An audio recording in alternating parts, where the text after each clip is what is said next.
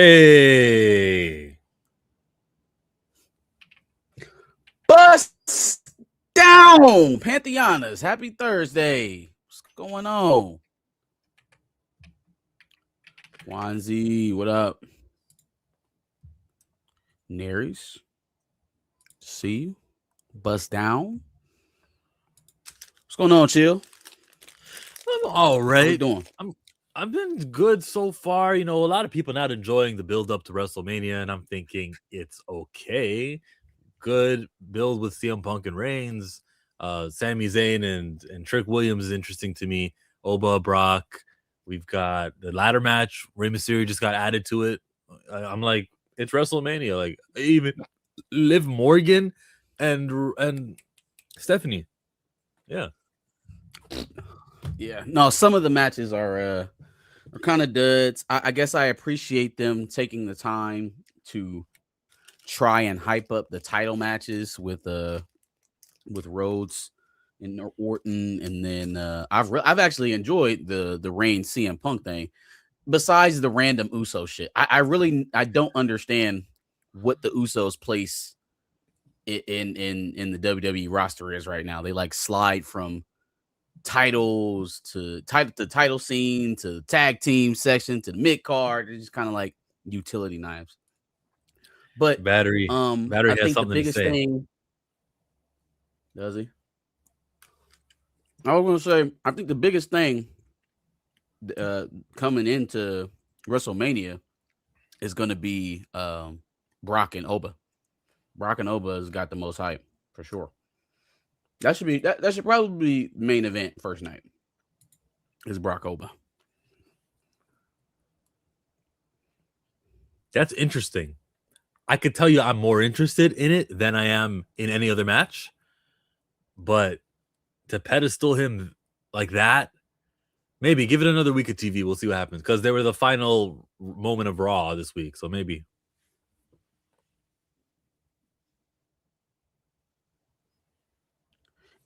I think it fits. It's what people want right now. You know, maybe kick it off with Rhodes Orton and then close it out with Oba and because it wasn't really going all that well with the whole Drew and Cody saga. It wasn't going that great. But I still don't think like if we had to take a fan poll right now, what are you more excited about, Rhodes Orton or Oba Femi versus Brock? I think Oba versus Brock no-brainer. is the most I've ever been interested this whole season. So that's the one. For sure. Yes. I'm sure we'll cover you know WrestleMania. What the thing with Oba Femi? No, go finish. Oh, the lag is like they did embarrassingly long. Dirty, though. Yeah, we got to do something about this. Can you leave and return?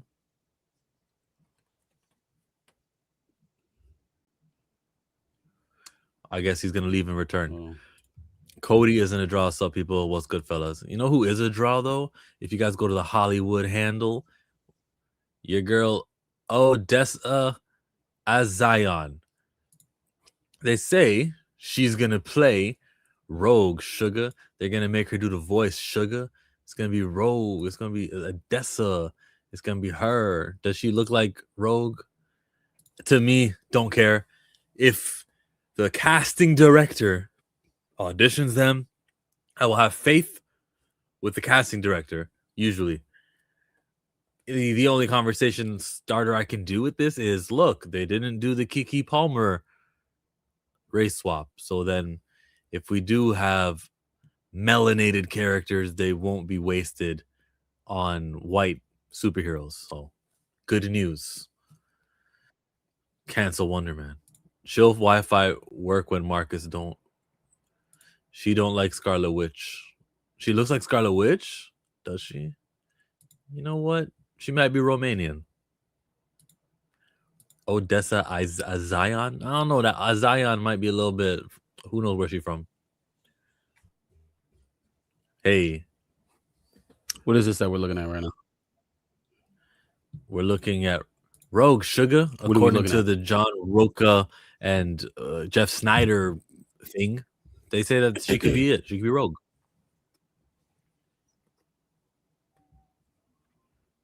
Okay. She looks all right, I guess. She can get the Southern accent now. Yeah, that's kind of the most important thing about Rogue. She can handle that. Mike said, no, just no. Yeah, as long as she can get the accent down, I guess she looks all right. Does Rogue Comics have a preference?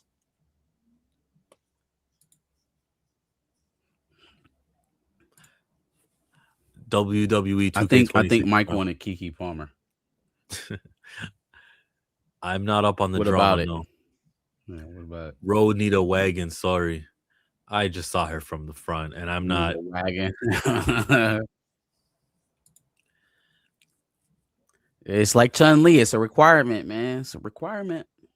Hope he was hitting your squats. Okay. Don't skip leg day when you're up to play Rogue.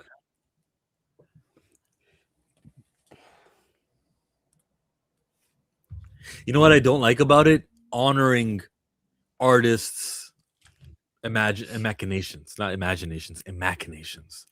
Like, oh, guess what this character's gonna have? round. Well, damn, that's a whole lot of superheroes that look that way. Interesting. Artists. Sure. I think certain characters, it's a little bit synonymous. And then also, I mean, like, is that not real life? Like, do we walk around and everybody has a standard set or standard rack of every body part? Like, nobody has a prominent butt, nobody has a prominent chest. Is that Did you the hear world what that my we live in? complaint is? My complaint is that I thought you said everybody has honoring it. the fact that they draw it like that. Yeah, but like they draw lots of characters think like that. It's just so many. So when I look around in real life, is it like in the comics, is like 8 out of 10 women really built like that? Not really. I think, yeah, not so much today though. Like, I don't think it's as pronounced as it was like maybe early 2000s comics. I think what you're talking about was probably like trying to think of a run. Like New Avengers, Bendis. Every time I saw Jessica Drew, she was like an OnlyFans model for sure. I actually remember a specific issue of that run where like it was taking her through her whole Hydra saga, and she's laid out on the operating table and they don't do a whole lot to cover her up, whatever. And I think my mom she bought the books for me and she got to looking through and she was like, oh, I see why you want this. That always kind of stuck out of my mind. But that type of stuff was a lot more prevalent in eras past, I think, than it is today. I'm not speaking to the poses or the clothing. I just mean the physical body being that size. Body it shape. Feels like, huh? You like the shape, the body size. Yeah. Like not every woman is that, and no matter who the artist is, like what they're wearing, what pose they're in, that's kind of cemented that's this bra size is that like it's too much, unrealistic.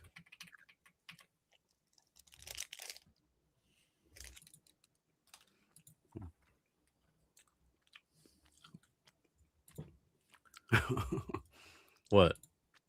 I guess Canadians ain't built like that. Jones down here thick, too. That's crazy. Like that, you could argue back what I'm saying. Like, no, it's a Canada thing. What? Human beings are human beings everywhere.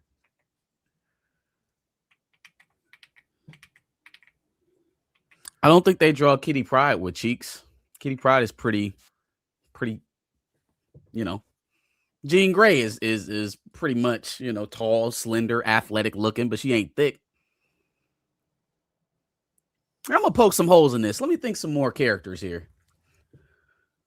Some more female characters. Let's see who runs out first. Captain Storm. Captain Marvel is one. Yeah. Were you counting Storm as yours? Look like that. Did you count Storm as the one whose Storm body is isn't like in the thick section. All right, cool. I got two. I got Captain Marvel and Storm is the thick one. You got Jean Grey and you got Kitty Pryde. I'll Jubilee. add Jessica Drew. That's 3. Jubilee. You got Jubilee. See, it's interesting. Like when they start the characters off as young people, that like Jean and Jean Grey is not small either. But anyways, I'll give you Jean just because I know I'm gonna win this one. So then Jessica Drew. You said who? You said Polaris. Okay, how about She-Hulk? That's not fair. Like that's muscle. That's not thickness. She's a Hulk. She's like an Amazon. She's supposed to look like that. Wanda. Okay. Fuck. Is Mary Jane thick? I don't think Mary Jane's thick. Face it, Tiger. You just hit the jackpot. It's the first thing she ever said. Yeah, no, she's beautiful. Is she thick though? We're talking body shape here. We talking body shape. I don't know. Ask J. Scott Campbell, bro. Talking body shape. If we're going, yeah, no, you can have. You have to have Emma Frost. You have Emma Frost.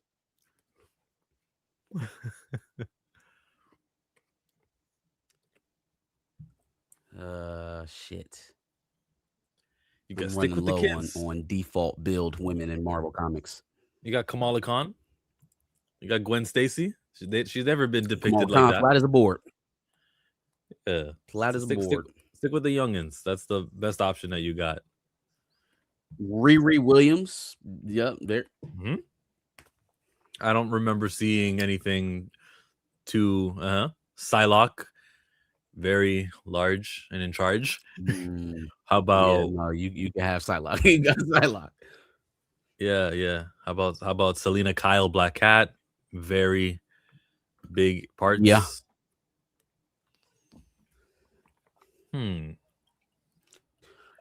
Just thinking of some more women out there. Madeline Pryor. What's the? She's Jean Grey. So no, that's mine. That's me. Yeah, I consider literally same person. How about? You think Hope Summers is thick too? Oh, chat's helping out. Psylocke, another thick one. Mystique, super thick. Mystique is super thick. They gave you Shuri. Yeah, but they're helping you. They're getting all the thick people. You got to give me. I need some board built women too, y'all. Y'all got to give me the. I don't think Shuri's been drawing ever like crazy.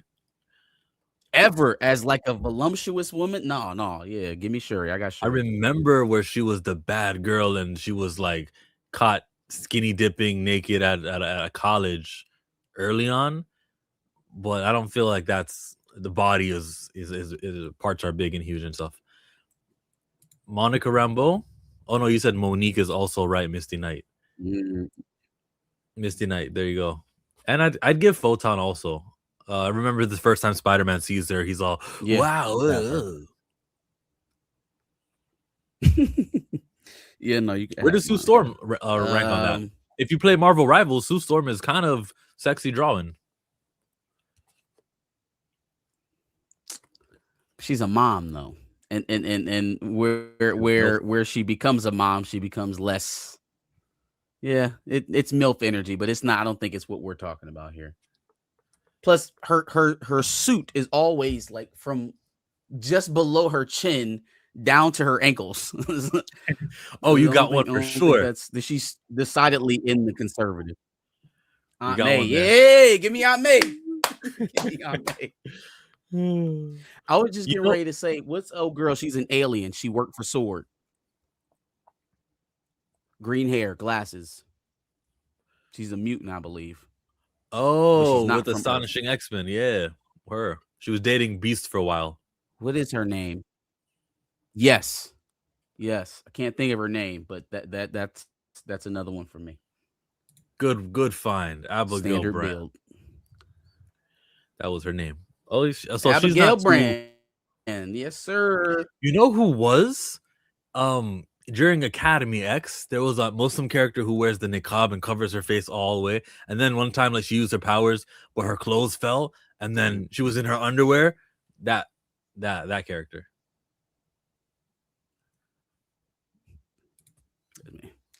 Yeah. Shit, Madam Web.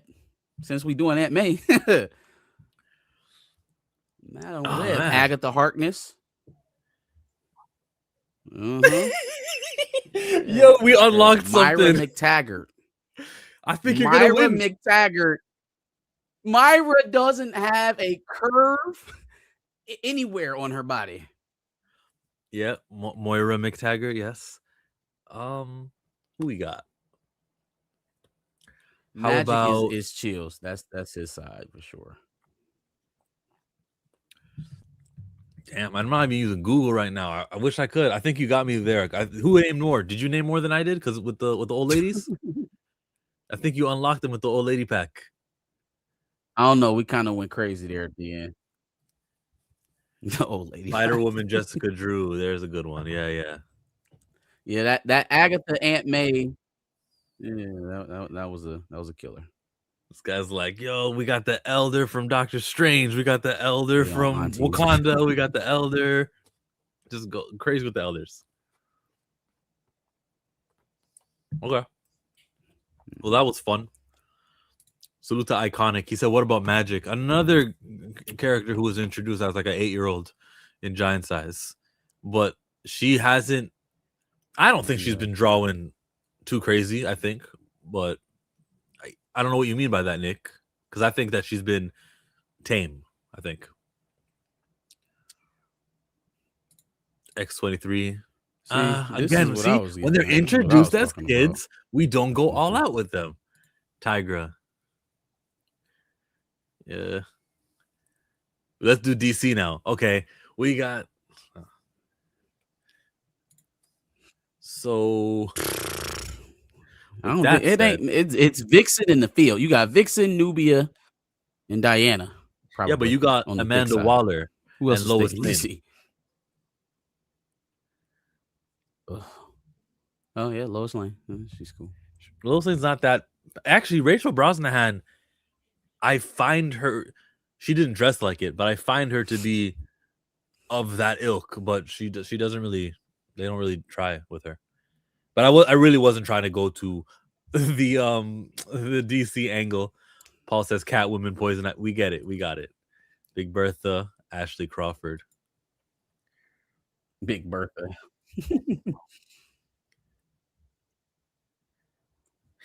So Harris Dickinson as Cyclops, Sadie Sink as Jean Grey, Margaret Qualley as Rogue, Jesse Plemons as Beast. Jesse Plemons, he was the guy from Like Mike, right? I don't like that. Nah, Jesse Plemons he's a dude from he was in Civil War. He was in that show or that movie with Emma Stone last year where he kidnapped her, thought she was an alien, actually turned out to be an alien. Begonia? He was in Friday Night Lights, the TV show. He was in Begonia. Yep, Begonia was good. That was actually. Guess what else he was in 2002? He was the bully. The bully. He was the bully in Like Mike. Oh, really? Oh, shit. Dog, I didn't even pick up on that at all. I didn't think he was in Like Mike. That's funny. Yeah, no, I know him from Breaking Bad. Some of them other movies I mentioned. He's a pretty good actor. He's married to Kirsten Dunst, I think. Good job, Jesse. Good job. And Jeff Snyder reported Peter Claffey as Beast. Noel Gonzalez I as didn't really CinemaCon. like him as Beast anyway. Okay. Asking for my CinemaCon 3 days predictions. I don't have a single prediction from CinemaCon. The studios who want to showcase something will. That's it. That's your lame. turn. I predict that Doomsday will have a spectacular trailer, and Robert Downey Jr. will come out and smack the shit out of Chris Evans on stage and really set the tenor for the movie. The fans got what they wanted. Peter Claffey is the lead of Knights of Seven Kingdoms. Him. And he would be Beast? He's Whatever. supposed to be playing Beast? Huh. I think he'd be a good Did you guys Scott. talk about Backrooms trailer? I'm really interested in that.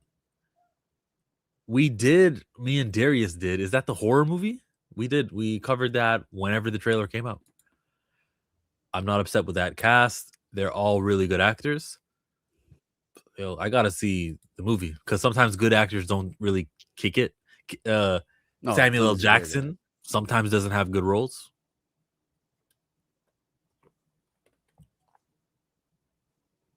And sometimes bad actors surprise you. Or I'll use John Cena as an example. He surprised me in Peacemaker.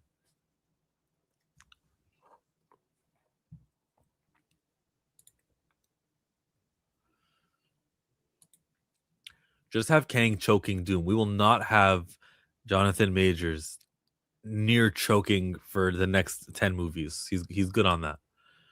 That headline, you see, you can't wash that off, and you don't need to associate an image with the headline. I can't pronounce brother's name in the film, but he's easily one of the best top 5 actors. I don't know who you mean, but it's all good. So there's some noise coming out of the Mortal Kombat world. There's a trailer, and Darius did send me. Oh yeah, the Children of Blood and Bone. F that, Children of Blood and Bone time, bro. I just saw something on Instagram how Children of Blood and Bone launched their own website, their own Instagram channel. This is a book that is a fantasy novel. There are 3. We want to have 3 movies.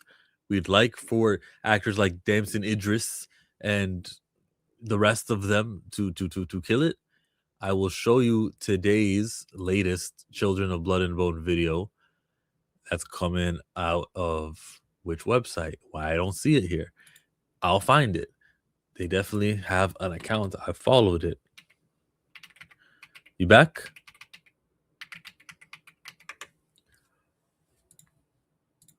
He's not back. I only read book 1. You only need to read book 1, and then you can watch the movie, and then you can go to book 2. Yeah, actually, that's probably the best way to do it.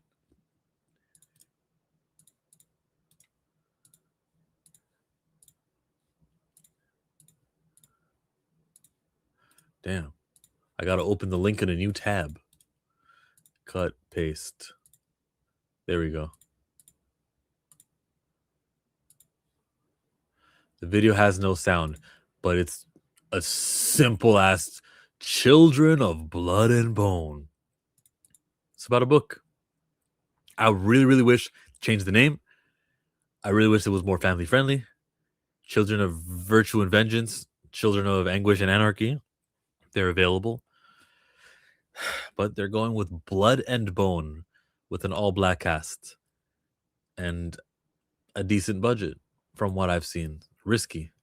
You gotta like and follow it for sure. Really underrated actor. Fabric says hello. That reminds me to reserve my seat for Mortal Kombat 2 because they went on sale today. Dolby Cinema IMAX. That's what went on sale today. Cool. You know what else went on sale today that none of you guys care about, but only I care about right now? Pokemon Champions, and it's free. You can battle now on your phone competitively.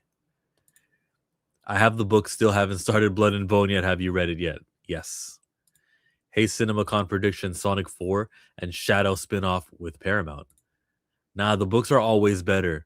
And Jay, the books are better because what we are capable of imagining has no budget and restrictions and is the best because we're trying to enjoy it the best way. And we love it.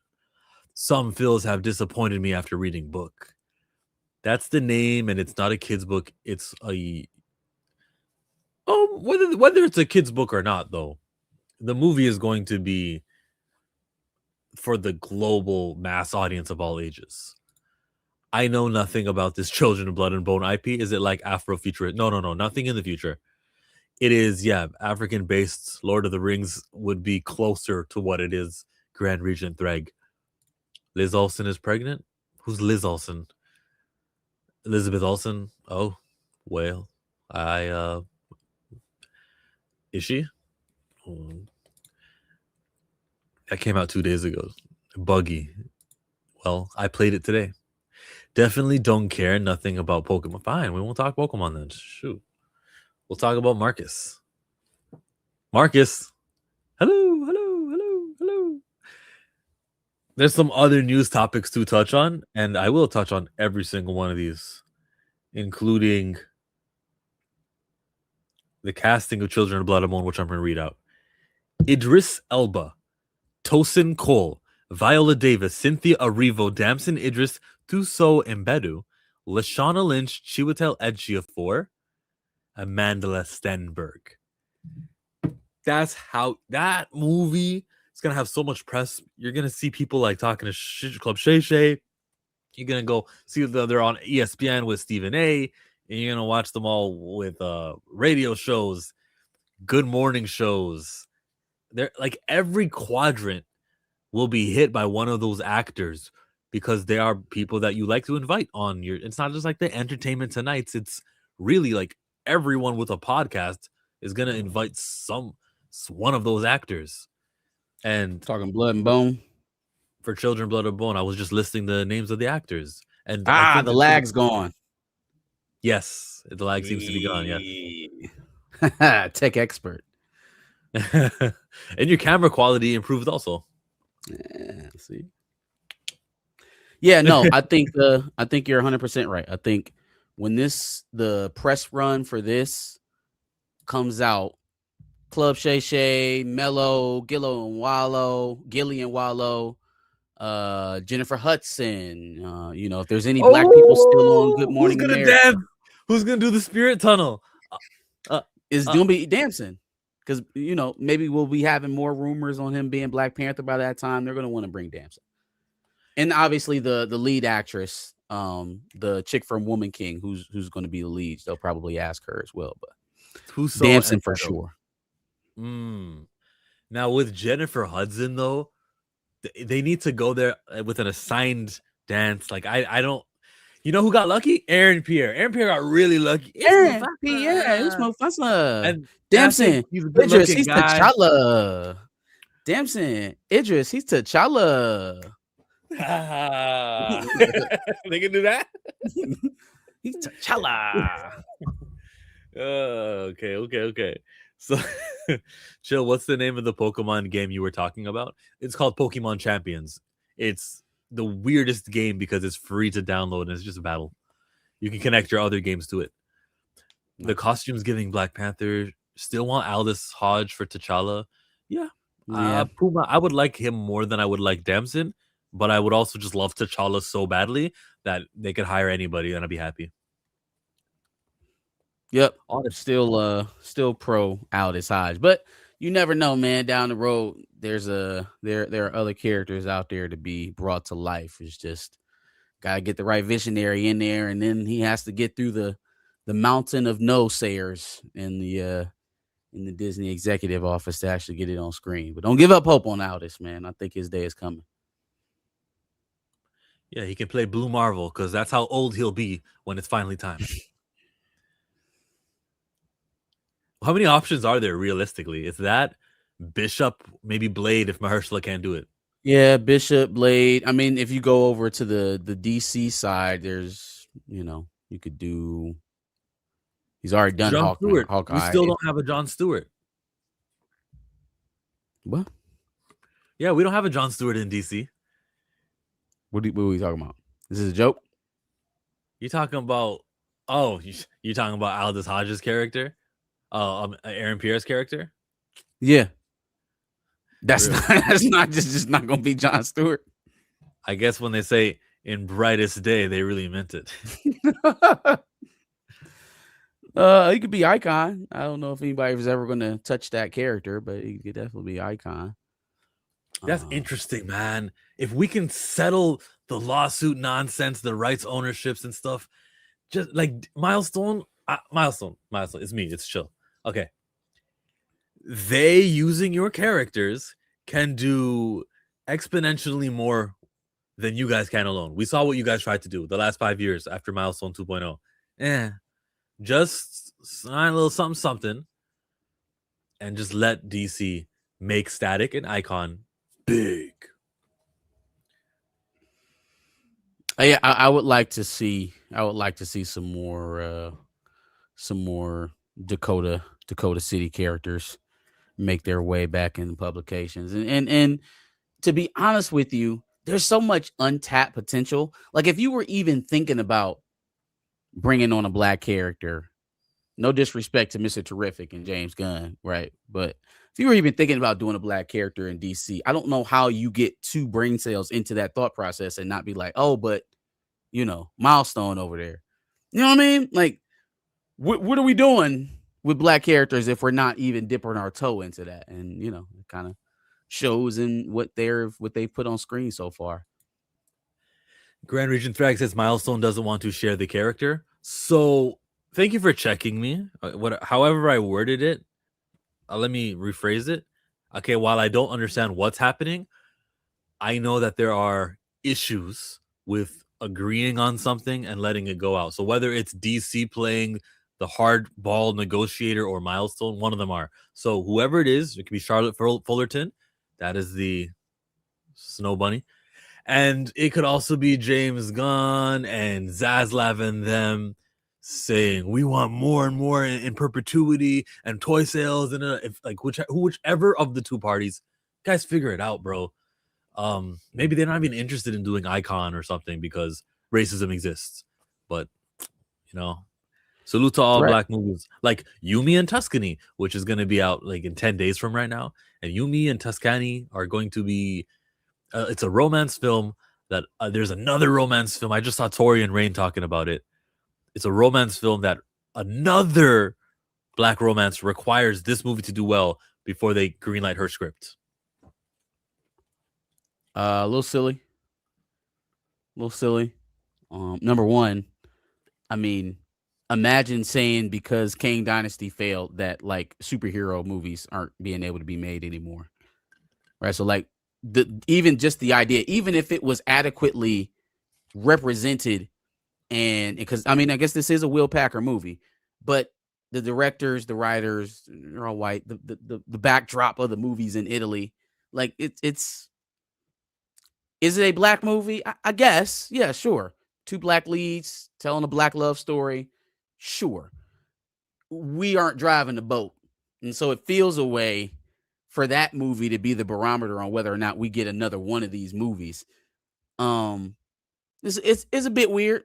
I have heard good things about the movie though. That if that's a silver lining to it all. I've gotten a couple good reviews on it since it's been out.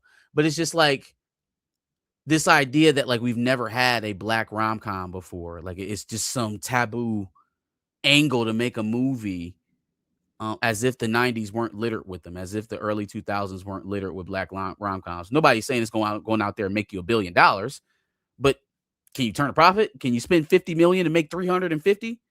Can you spend 80 to go out and make 400? I mean, I think that's admirable. That's more than admirable for a rom-com. So if you make 200 million, you probably be happy.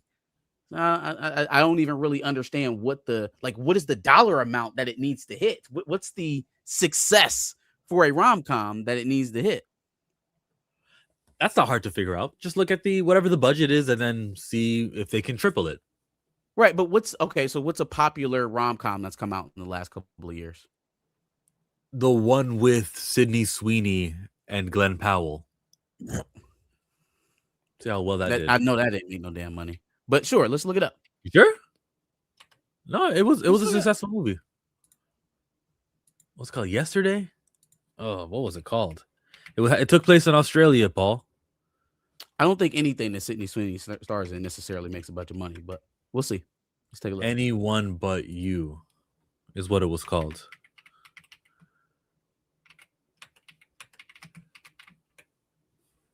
$2023, it came out. Oh, it grossed $220 million. That's what I'm talking about. That's what I'm talking about. So, like, if success for a rom-com is $200 million, then sure, you, me, and Tuscany can absolutely do that. But is that going to be the Like, damn, if it makes 150, then we're no more black rom-coms. I have strong disagreement with you about. I didn't think it was that high at all. Like, I figured about 200 million is what we were looking at. You should have said that before I put up the numbers, but I think I did. Oh, I didn't hear it. I'm sorry. I said that they'd be lucky to get 200 million on a rom-com. I think it's crazy to go look at 200. Like, I can't scoff at 220 for a romantic comedy. That's a huge number. We're saying the same thing. Like, Okay, if you got 200 million, yeah, if we got 200 million for a rom-com, you're doing well. But my I guess if it's that low of a bar for success, why is this one film the measuring stick for all black rom-coms going forward? Is my point. I thought we were on the same page. Then you said, if it's that low of a bar of success, why would you think 200 is a low bar of success? Because in general, if we're just talking about movie box offices, $200 million is attainable by a lot of other genres that maybe rom-com is not. Like 200 million for, let's say, a horror film. 200 million was the first 2 weeks of Sinners. It's the first couple of weeks of Sinners. Yeah, that's a monster number for a horror. How many movies a year make 200 million? Maybe I'll show you that. I don't know, but I know rom-coms don't fill up, is not very high on that list. And so again, if rom-coms already don't make a bunch of money, why is money the determining factor to whether or not we get more black rom-coms? If they already don't make money, why is money the measuring stick for whether or not you're going to make another one? Uh-huh. I mean, I got at least 5 films off the top of my head last year that made more than 200 million. So, I mean, I think I know 5 films made over 200 million, but there's plenty of them. But there's more. There's so many movies that don't come out. So I'll just skip over to 200 and we'll go to here. There's 28 movies that have grossed above 200 million last year, and then everything else. Okay. So I don't know if you're working for your argument against it. So now you're telling me there's only 28 films that make more than $200 million. There's only 28. You didn't say 28 rom-coms. You said 28 films, period. So if this film in this particular genre is not one of the top 20 films that year, we can never make a movie in that genre again? That makes sense to you?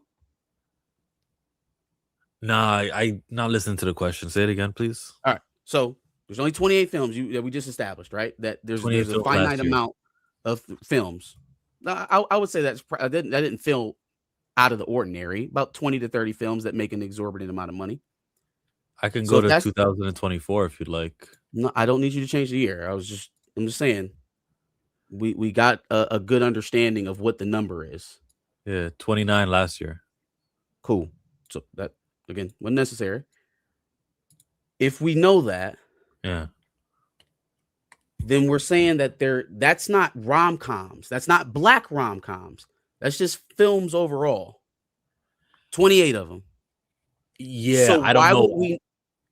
Why would we not make another black rom-com because this one didn't make, if it just so happened not to make $200 million? Okay, so maybe I should look at a black rom-com and make that. I was gonna say, even if you're going to do it, you should probably measure it versus other like films. But in a general sense, in a genre that doesn't make a bunch of money, or in the sense that it makes more than 200 million, which you just established, not a lot of films do that. Why is that the measuring stick for the genre? Maybe not a specific creator or an actor as a lead, but you're saying you're not going to make any more black rom-coms? Like it can't come out unless this one is one of the top films of the year? So it's a high bar, not a low bar. Sure. Either way, I feel like it's ridiculous to make You, Me, and Tuscany the measuring stick for future black rom-coms. I understand it. I guess we just disagree on that. Yeah, why this film? What makes this film the do or die? I don't understand. Because it's the most recent. Again, but what other genre do we do with that with? Do we say that with horror films? Do we say that we let horror films fail up and down? They don't stop making horror films. What is so special about Yumi and Tuscany that it has to be the determining factor for any future black rom-coms? I'd say horror films happen so often, and there's so many of them, and so many examples of successes. But if I'm thinking of black rom-coms, not the ones that go to Netflix and Prime, if I think about it, a romantic comedy, I can't think of one that came out last year or the year before. Well, they don't make a lot of them, but that only helps my point. Like, No, there's already so little of it being made. So maybe that the suggestion is you have to make a few of them to hit a Sinners like reaction, or like you only hit the shots that you make, or excuse me, you only hit the shots that you take. Yeah. And so, like, if you're not making the movie, then yeah, of course there aren't a lot of black rom-coms being successful because they aren't being made. Right. I think we are both angry equally at the studios for exercising exclusion. Sure. But I feel like the kind of line that they set forward is setting the future projects that may actually be spearheaded by black creators unfairly. Like, if you're sitting up here telling me that my project is on the ice for this guy over there, and you're specifically, excuse me, designating my project as a black rom-com. Yeah. What a bad news story, or what a bad like effect or subject result of a survey. What a bad survey. Like, why is the white directed, white White produced, written, yeah, even though that's they my got black actors in the forefront?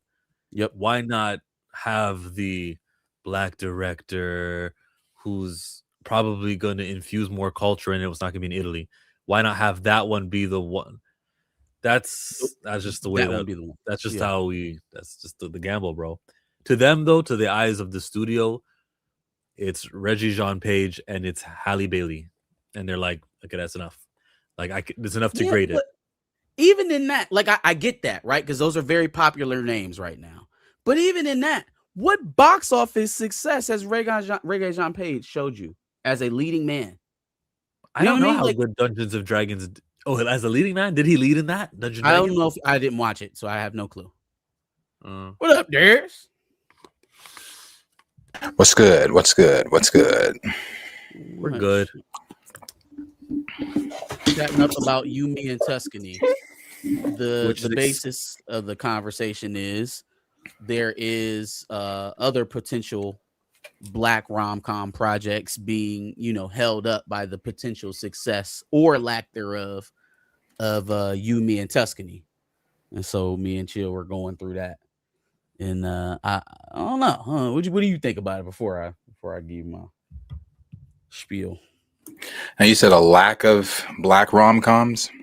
Well, so I guess there was a specific story about a creator being told that their project was being kind of reviewed and based off of the success of how Yumi and Tuscany does. Now, mind you, the director of Yumi and Tuscany is a descendant of the Caucasus Mountains, and so is the writer. So there is that. Now, you got black love. Does this person that was told this, is there any relation to their project, their company, anything with you? Just the studio. No, it's not. I don't even think it's the same studio. That's crazy. It's not the same studio. Yeah, she was just like, some random movie about some people who I've never met are going to determine whether my movie gets greenlit. She made it clear, that's weird. This is trash. That's trash. I can see if it was same studio that was making the project. Like, hold on, we already making a black thing over here. Let's see if this black thing works. But like, you judging off of somebody else's black thing? Well, that's like saying if Doomsday does good, we'll make Man of Tomorrow. You feel me? That's the exact example I use. I was like, so after Kang of Dynasty, we should have never made a comic book movie ever again. Like, it just shouldn't have happened. Although in 2008, I'll even go before that, Xmen, Spider-Man, Blade, we did have movies prove themselves in the field to warrant to the next one. I guess the better question is if Iron Man fails in 2008, do you think that they just never try again? Or do they just reboot like they always do and let somebody else take a swing at it? Yeah, they're more likely to try again by the time we get to 08 Yeah. for Iron Man. Yeah. There's also going to be another romantic comedy, black led, directed, produced. It just might not be next year.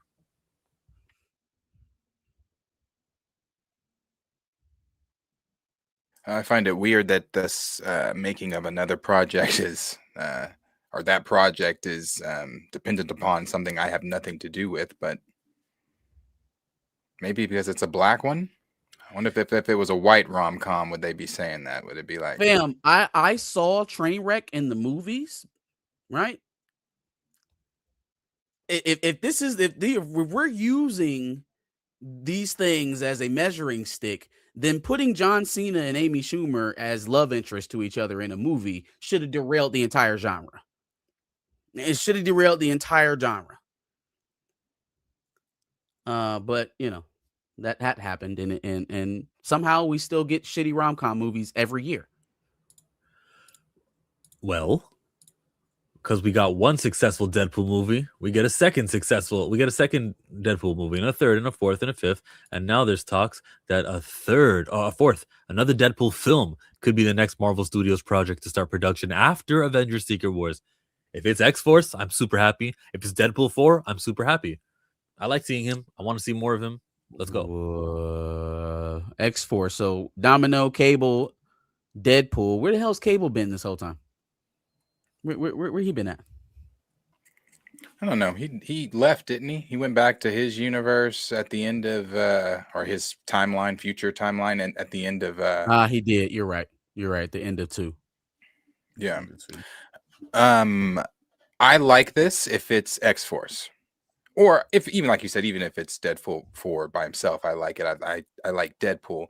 I think it is X-Force though, only because if I remember correctly, a while back they did say that Ryan was working on it, but it was an ensemble. It was going to be an ensemble film, so I think it might be that X-Force type of deal. I one of the things I do want to say though is with this, because I see the Secret Wars next to him, I don't know how you put this man in. Because Henry had never seen Deadpool 3. So I rewatched it for the first time in a while this past weekend. I don't know how Deadpool is in Doomsday or Secret Wars because it's such a serious movie. And he's so when Wolverine said, say one more word, and he was gubernatorial. I was just like, that's how is this going to work in serious moments with him in Secret Wars and in Doomsday? Oddly enough, I think Deadpool's humor works better in serious moments than the standard MCU stuff does, because he's such a farcical character. Since his nature it's kind of like Spider-Man, right? His thing is to talk shit while he's fighting. It's to quip jokes in the middle of the battle, right? So it's not off-putting when Spider-Man is talking shit to you while he's, spinning you to the wall or just kicking your ass. It's kind of applicable with Deadpool. Since you already understand what his shtick is, it doesn't take you out of the moment when we make some corny ass joke. You almost expect it, right? And that's been the same thing through all of the Deadpool movies. They do not divorce the humor from the action. MCU doesn't really do that either, but they're just far less successful with it. And so I honestly think his brand of humor works better for a Secret Wars or even a Doomsday setup than what we've gotten over the last 2 phases from the MCU.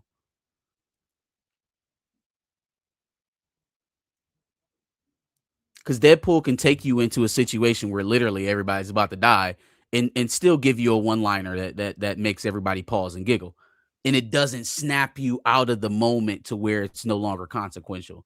There are times in Marvel movies where we take like these elongated, I don't know why it's so hard to say that, elongated pauses to let the audience laugh. And it's like, bro, we gonna laugh or we not? Like, can we get to the next thing? Can we get to the next scene? Even in James Gunn's style of humor, he has some of that as well. I'm thinking about the garage door scene in Superman with Mr. Terrific. Like that kind of stuff jolts you out of the moment. I don't think Deadpool necessarily does that. I think he's better suited for that type of thing. I'm interested in the clash. So his style versus everyone else, same room. My God, that's the fun part. Bucky Love, you think it was Ryan Reynolds that was fighting? I think it was Pedro. I think it was Pedro and RDJ. What were Pedro and RDJ fighting over? Remember they reported that there was two people that never worked with each other before that got into a fight on set. So I like, predicted did it was someone step on a Pedro and shoe? RDJ. Was it about a girl? It was somebody made a comment about Robert Downey Jr.'s pay. Somebody mentioned his compensation for he's doing getting that. paid quite a bit, and we will soon 42 see for one appearance. 42 big ones. We're gonna see soon here if that pay is worth it with this performance. Because if I any Tony Stark from that Doom, it's not a good job. The informant said the fight was over a latte order. I had the mocha latte. I could definitely see that from Pedro. Seriously, guys, who took it? Okay. I don't know. I don't see enough Pedro interviews to know if you were accurately doing him or not. Is that how he is? Oh, you've never heard him talk? That he was definitely the first time I had ever paid attention to Pedro's interviews or anything like that. I love him in Game of Thrones. That's my probably favorite performance of him. But was the Fantastic Four press run. He's very that what right, because he would like hug Vanessa Kirby and the whole Fantastic Four where they was rubbing on each other and stuff. Yeah. Oh, you're right. Yeah, he's a strange cat. He's handsy. He's handsy. They could have a relationship that I don't. It's not. Never mind, Pedro. If you're watching, he's very into personal space or lack thereof. All right. Well, he was awesome in Game of Thrones. That's the first time I've seen him there too, and then everything I've seen him in when he was playing the movie with Denzel in the Equalizer 2. Yeah, Equalizer 2. He was the bad guy. He did great. But now he's just everywhere. Issa Rae and Ryan Gosling. What about them? Yeah, I was about to say that's a random pairing. It makes sense, and we can introduce Forge in this X Factor movie. Everything makes sense. It's post Secret Wars. They can make anything make sense. You could do Forge is a very interesting character. I would love to see him. And you know what? Why? See, Deadpool is getting some of the cooler X-Men because he's already got Logan and X-23 in there too. So that's an easy X-Force team ad right there. Those two. You got Colossus already. I don't know who Exploder Chick is, but she's pretty powerful. They got a pretty good squad. Even if they don't cable back. You're talking about Negasonic Teenage Warhead? There you go. Yeah. Yeah, you got her. What's the dude that's his friend in the first two movies with the glasses? Indian works guy? at the bar. No, he works at the bar, not the taxi, not the driver. Yeah. He's talked about how it's. I guess him and Ryan have talked about what's going to happen in the fourth one and how crazy it is. What in the ass? Did you guys hear about his the blow to his wife's lawsuit? Huh. Justin Baldoni, what happened? I saw the headline. Like 10 of the charges got dropped. So does that help him? He was suing her, no, she's suing him, but 10 of the counts ended up getting dropped. So it's just like, I think some of them was the most important or the most damning harassment stuff. So seems like that will be, the wind may be turning that way.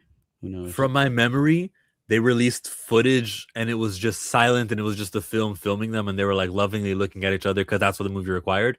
And it was all professional. They were just acting and everything was cool. And that was the moment that she was like accusing him of taking liberties with with the role. But from what I saw, it was just they were acting. Interesting. Yeah, no, I mean, a woman's intuition. I don't want to like get out of here. That's not what happened. Like if she felt what she felt, like I wasn't there. Right? I have to respect that.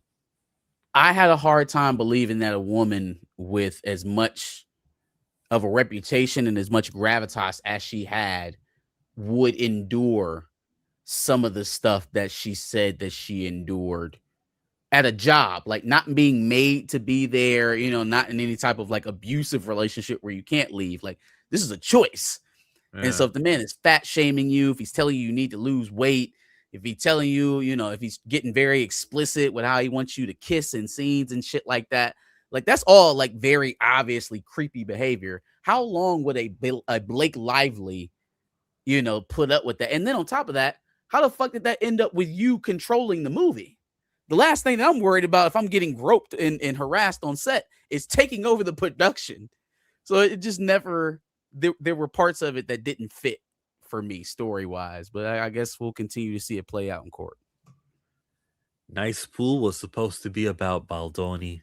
Yeah. That was, yeah. We never would have known. Which he may end up countersuing for that. He'll lose that. All he gets from that. Yeah, he would lose that one.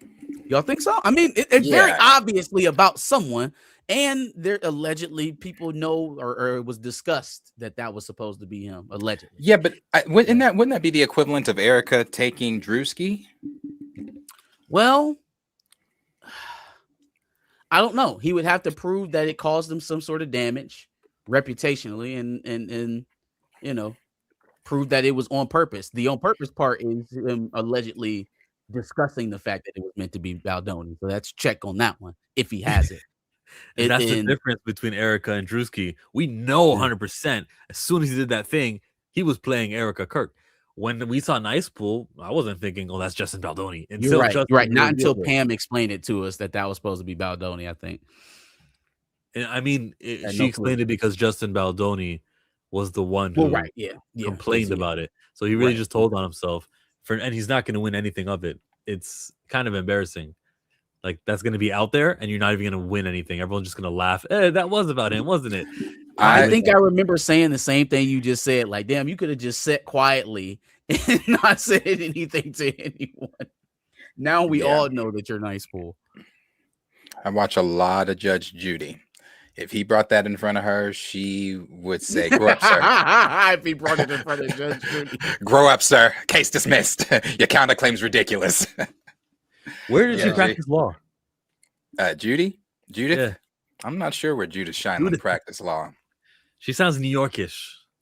I think she is. I think she's Jewish for sure. I think she's Jewish, and she's definitely like New York, Italian, maybe. I don't know, but she's definitely, the way she be talking to these people, boy, be having me crying.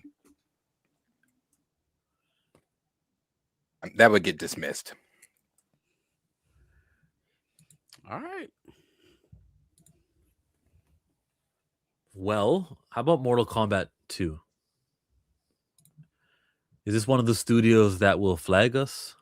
We'll find out in a minute. New Line? Who owns New Line? Disney, I think. It's showtime. Mortal Kombat 2. Get tickets now. Damn. Nope. Warner Brothers Discovery.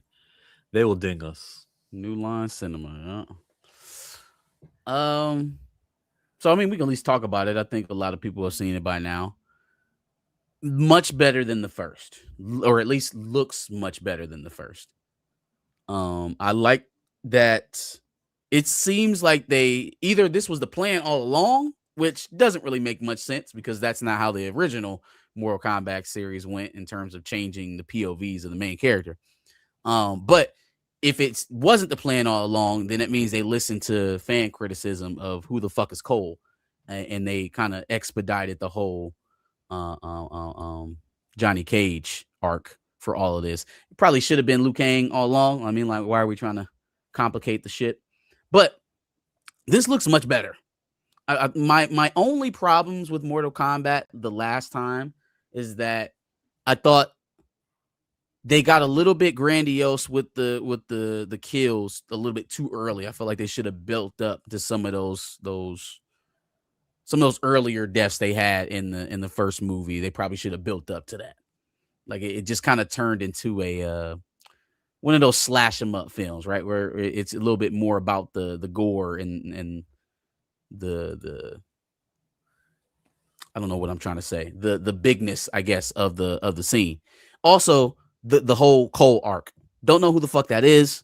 Don't know why we're following him. Not saying he can't be in the movie or part of the movie, but we probably shouldn't be him as the protagonist. They fixed a lot of that. It seems like this looks better in terms of the scenes. Carl Urban's kicking ass as Johnny Cage. I like it. I don't know what to say. Not a big fan of the franchise or the video games either. Really? Nah, didn't care. Were for you a it. Tekken guy? I was a Smash Brothers. That was my fighting game. That's not a fighting game. What's your button smashing fighting game? I guess I don't have one. Capcom. I've played all of them. Street Fighter, Street Soul Fighter, Calibur, Tekken, all that. Soul Calibur's good. but I don't really like them. Gotcha. Did you play What does that Marvel mean? I versus didn't really Capcom? get into first-person shooters for a while. Yeah. I Who's she hate again? first-person shoot. I used to hate first-person shooting games like Halo, bro. I used When to they hate first came Halo. out, yeah, Call of Duty and Halo were not my games when they first hit. Me either. Not at all. It's too violent. Yeah, I don't know if it's a violent thing. What about Street Fighter? Played it. I can Ryu, Guile. I recognize lots of people in Street Fighter. Don't much care, but it's happening. If you fell, the earth falls with you. Uno mas, thanks, Ed. This summer, Hadouken begins with combat. Oh, that's Sub-Zero. Look like Glacier from WCW. Ooh. What is he? I don't know what that is. It's a Gorgon. He's Gorgon. I don't know. I just made that shit up.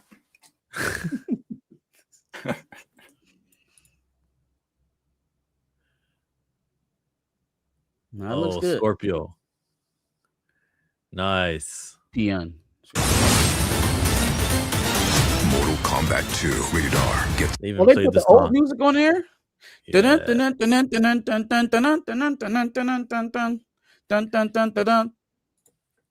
Who? That's how you do it, bro. Nostalgia. Make us feel happy. Like it feels very what Captain Kennedy would never do. Facts. I mean, I think the last when did the first Mortal Kombat come out? Like 21? It was definitely around COVID. It was like 21 or 22.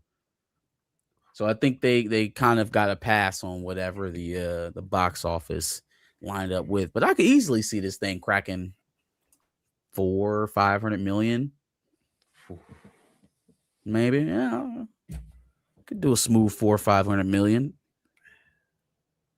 Video game movies have been succeeding, so this is another chance. Yeah.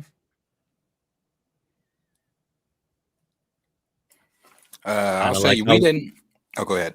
It's kind of like how black rom-coms need to prove that they succeed to get a chance. We didn't talk about it when those pictures dropped, but that God of War right now looks like shit. You talking about the TV show? Well, I think they had to have casted before they decided what they were going to do with the story, because there's just no way in hell that Ryan Hurst is from Sparta. Like, there's no way. That doesn't compute. He's in a different part of the world at that time. Let's just say that.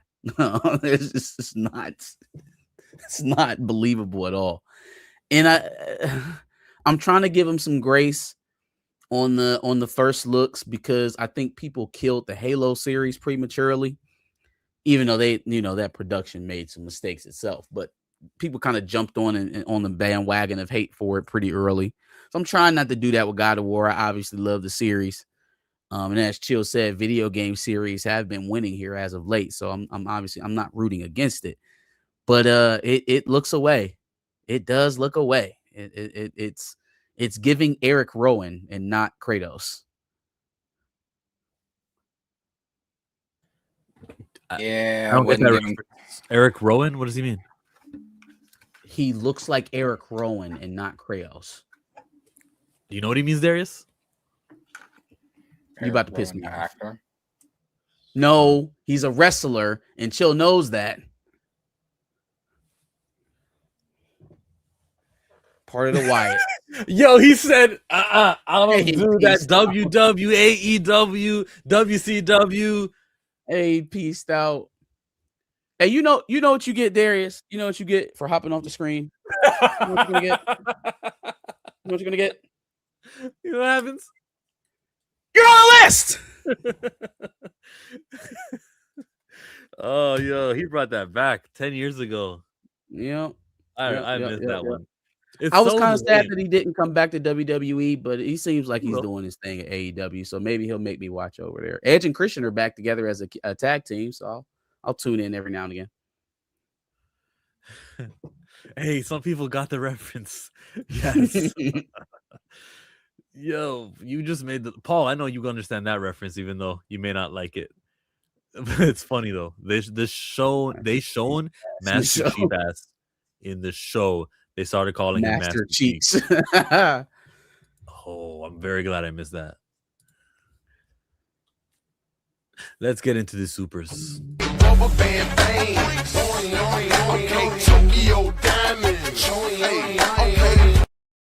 What makes more, He-Man or Mortal Kombat 2? Hey, no That's a fair lie. question. He took that shit out of my brain. I was going to ask you that until we got onto this whole other conversation. But literally, I was like, what do y'all think makes more, He-Man or Mortal Kombat? So I guess I'll answer it first. Mortal Kombat. Mortal Kombat. I got a lot more faith in Mortal Kombat. Plus, this is the second iteration of Mortal Kombat, so it should have some residual fandom there. I'm glad you said that, because I have an opposite opinion, and we're going to need Darius to be the tiebreaker on He-Man or Mortal Kombat. I like the trailer for He-Man way better. It felt more higher production, so which means it'll have a higher marketing cost, which just leans it'll most likely make more money because of how much they're investing in it. It would be if He-Man beats the second iteration of Mortal Kombat, then He-Man's trajectory is pretty high. Like we're talking, you could probably build out a universe around He-Man by the time you're at the trilogy stages of it, because that would be a pretty big feat. You at that point now you're talking about 6, 7, maybe even $800 million for He-Man. That would be very impressive for a title from the 80s that hasn't really been touched all that much, and when it was touched, it wasn't all that popular.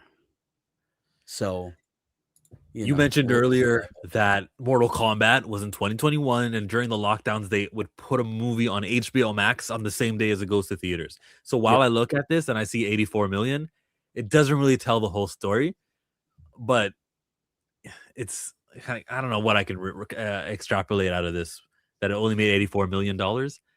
It was it's exactly what you're talking about. It was the day and date release. It's the same reason why I don't really give Tenet's box office numbers any real credence, because if I can sit down in my house and watch it the same day it comes out in the theaters. Is that right? I knew it went to theaters. I didn't know it came to theaters and streaming the same day. Tenet was the first one. It was the very first one and that's why I think Nolan sued over Tenet.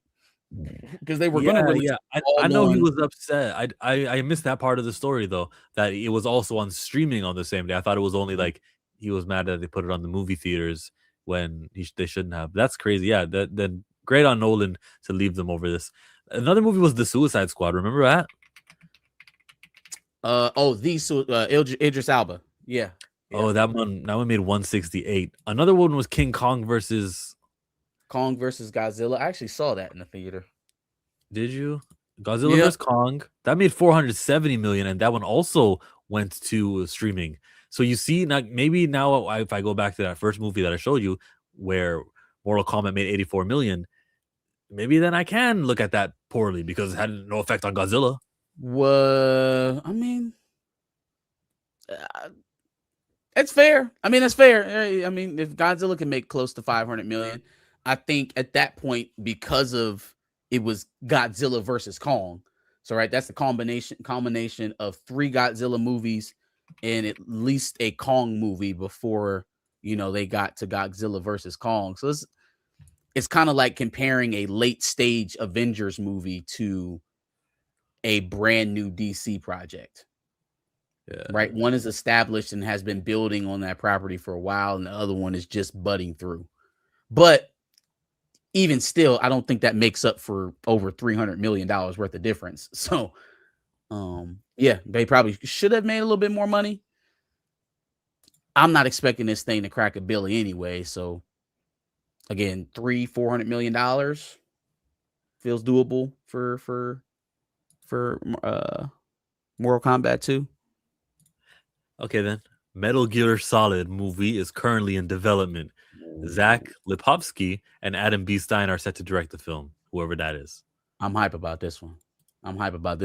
If you took Terminator and like Mission Impossible and mashed them together, that's what you got with Metal Gear Solid. This is a game that I played religiously on PlayStation, on the first 2 generations of PlayStation. This was a regular play for sure. Very interesting character. Kind of gives you that futuristic soldier-esque feel. If you're into guys that use technology and gadgets a lot, very attractive here. I think a movie of Metal Gear Solid it's not like it has to be. Doesn't have to be a Marvel franchise or anything like that. It's a type of film. It's kind of like John Wick. You can kind of put him into situations and let the movie be contained within that situation. It's not necessary for you to build this big grandiose world where, you got something going over here in this part of the universe and then it all comes together. Like it's isolated. So I feel like the years in between projects for something like a Metal Gear Solid would be a lot shorter as well. This is something that you could probably crank out every 2 years, just like John Wick. I guess casting is important.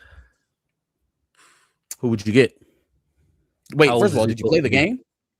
No, but I know Snake from Smash Brothers. Oh my God. Okay. Who would you get? This dude looks 45, 40 plus. So 40-year-old white dude, Ryan Reynolds. Fuck no.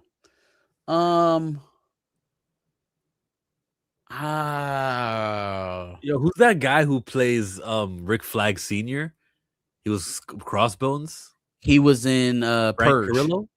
Frank Carrillo, yeah. He kind of looks like him. I could do that. I could get down with that. Darius, do you see Frank Carrillo in this role? I could. Sorry, I was gone. Not to change subject. My dumbass left my cell phone at the damn store. You just went back to the store? No, I just called them. Oh, from another phone. They talking about, well, we're about to close. About to go. About to go the rest of the night without my phone. They said, yeah, well, you can come back in the morning. Do they at least charge it? Oh man, man. I'm like, at least you know where it's at. That's okay. Yeah. I wouldn't be mad at Glenn Powell. He seems a little bit young, but I wouldn't be mad at that. We're trying to cast Metal Gear Solid. We're trying to cast Snake. I'd go Carrillo before Powell. I'm trying to think. Maybe Eric Rowan. I played this. This was a fun. This one was fun. I rented this. Okay, so hold on, wait. Ryan Hurst was in Sons of Anarchy. He played Opie, best friend of Jax, guy who played Jax Teller. Can't think of his name right now. The guy who played Jax Teller, he was the villain in Zack Snyder's Rebel Moon.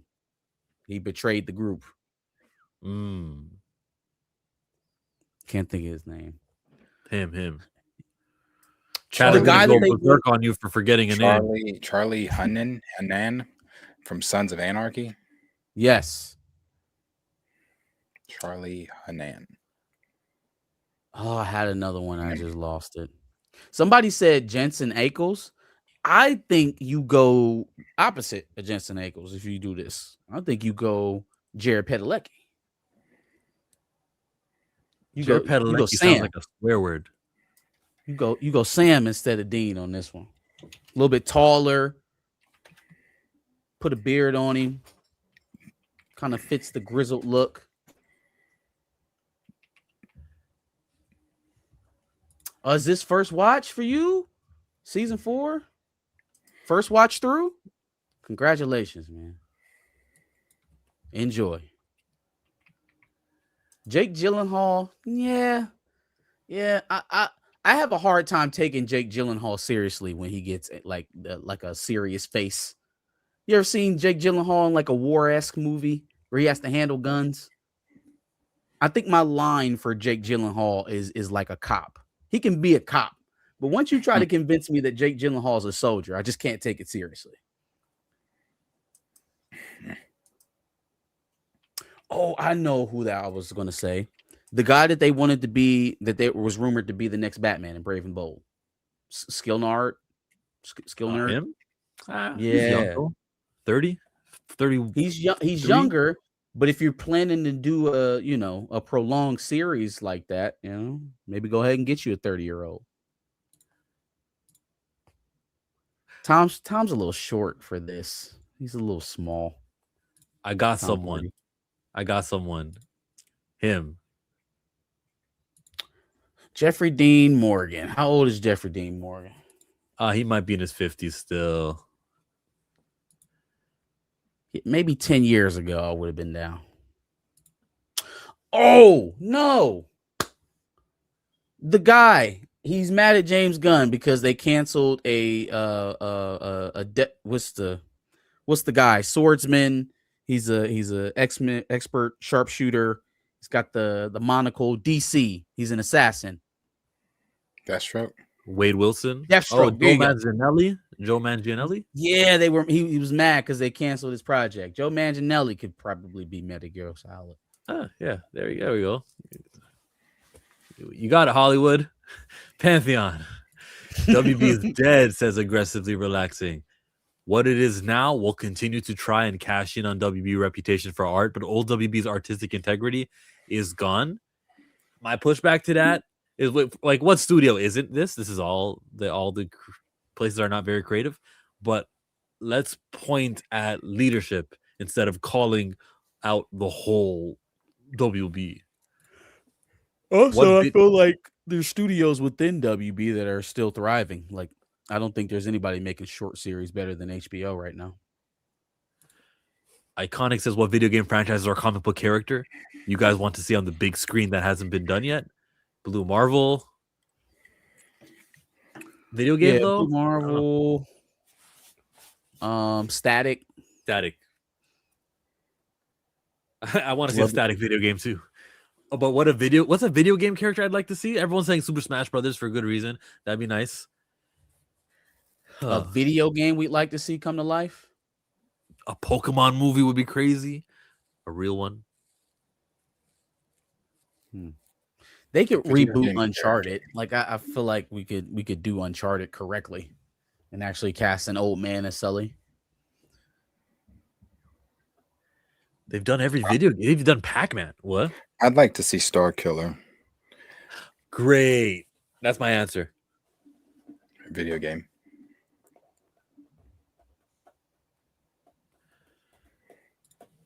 I know who should play him. Casting has to be perfect. I expect another fumbled video game film, but I did beat Metal Gear Solid. KJ says, hope you get your phone back, Darius. I remember my card slipping out in a theater. My goofy ass ran back. Luckily, I got them, LOL. Man, appreciate it. Wherever you were shopping, though, you better continue shopping there for them to actually like, okay, we got your phone, even though it's not ideal and they're closing. But the fact that they answered it and they're not trying to steal from you. Oh no, they didn't answer my phone. I called the store, and no, she did not go and get it. She said, "Well, we're actually walking out of the door." So, and that was her saying so. So no, they didn't do me any favors. It's going to be sitting on that same shelf that I left it on when I go grab it in the morning. Well, at least they Oh. locked the door and they didn't steal it, you know? Yeah, they No, didn't do we don't that. know that yet. Hold on, though. It's left there, and then they're going to be like, you know, when you called on the phone, it's not like we looked to see if it was there. We just said we'd leave it there, but turns out somebody took the phone. So I don't know yet. I don't know. Well, it is an iPhone. I can track it. I'm about to say, yeah, find my iPhone. But yeah, so I expect it'll be there in the morning. The store is literally around the corner, so I was gonna tell them, well, I can send somebody to grab it really quick, but she said we're walking out of the door, so So she probably been there all day. So I understand, man. I understand. I've been like, shit, I'm ready to go home, bro. Creator said he wants Tom Burke. Black Snake Tom meet Burke. Black Where do I know Snake. Tom Burke from? Cast Papa. Good one. Cast Papa. It'd be a better role for him than Snape. Did you guys watch? Probably not. I did. The HBO Inside the Magic of the Harry Potter deal. I saw the preview. I didn't watch the whole thing, though. I watched it. Even the little personal sit down with him, he's not Snape. You know, all the little characters, except for the main kids, did sit downs with like, oh, the set was this, and it was so magical, da, da, da. And they talked about, you know, their, I guess, kind of first times with Harry Potter. He talked about his first time with Harry Potter, you know, him being British and from London and all that kind of stuff. And he was just talking about, oh, yes, we could, I don't know, you gotta go watch it. I was just like, yeah, brother, I'm still not getting Bro, Snape from you. I think that they're going to severely change the story for him. And that's going to piss these people off way more than the fact that they've made a black man Snape. Like, they're going to have to materially change the backstory for Snape to make it make sense and not be violently racist. And that's going to piss these people off more than the fact that he's a black Snape.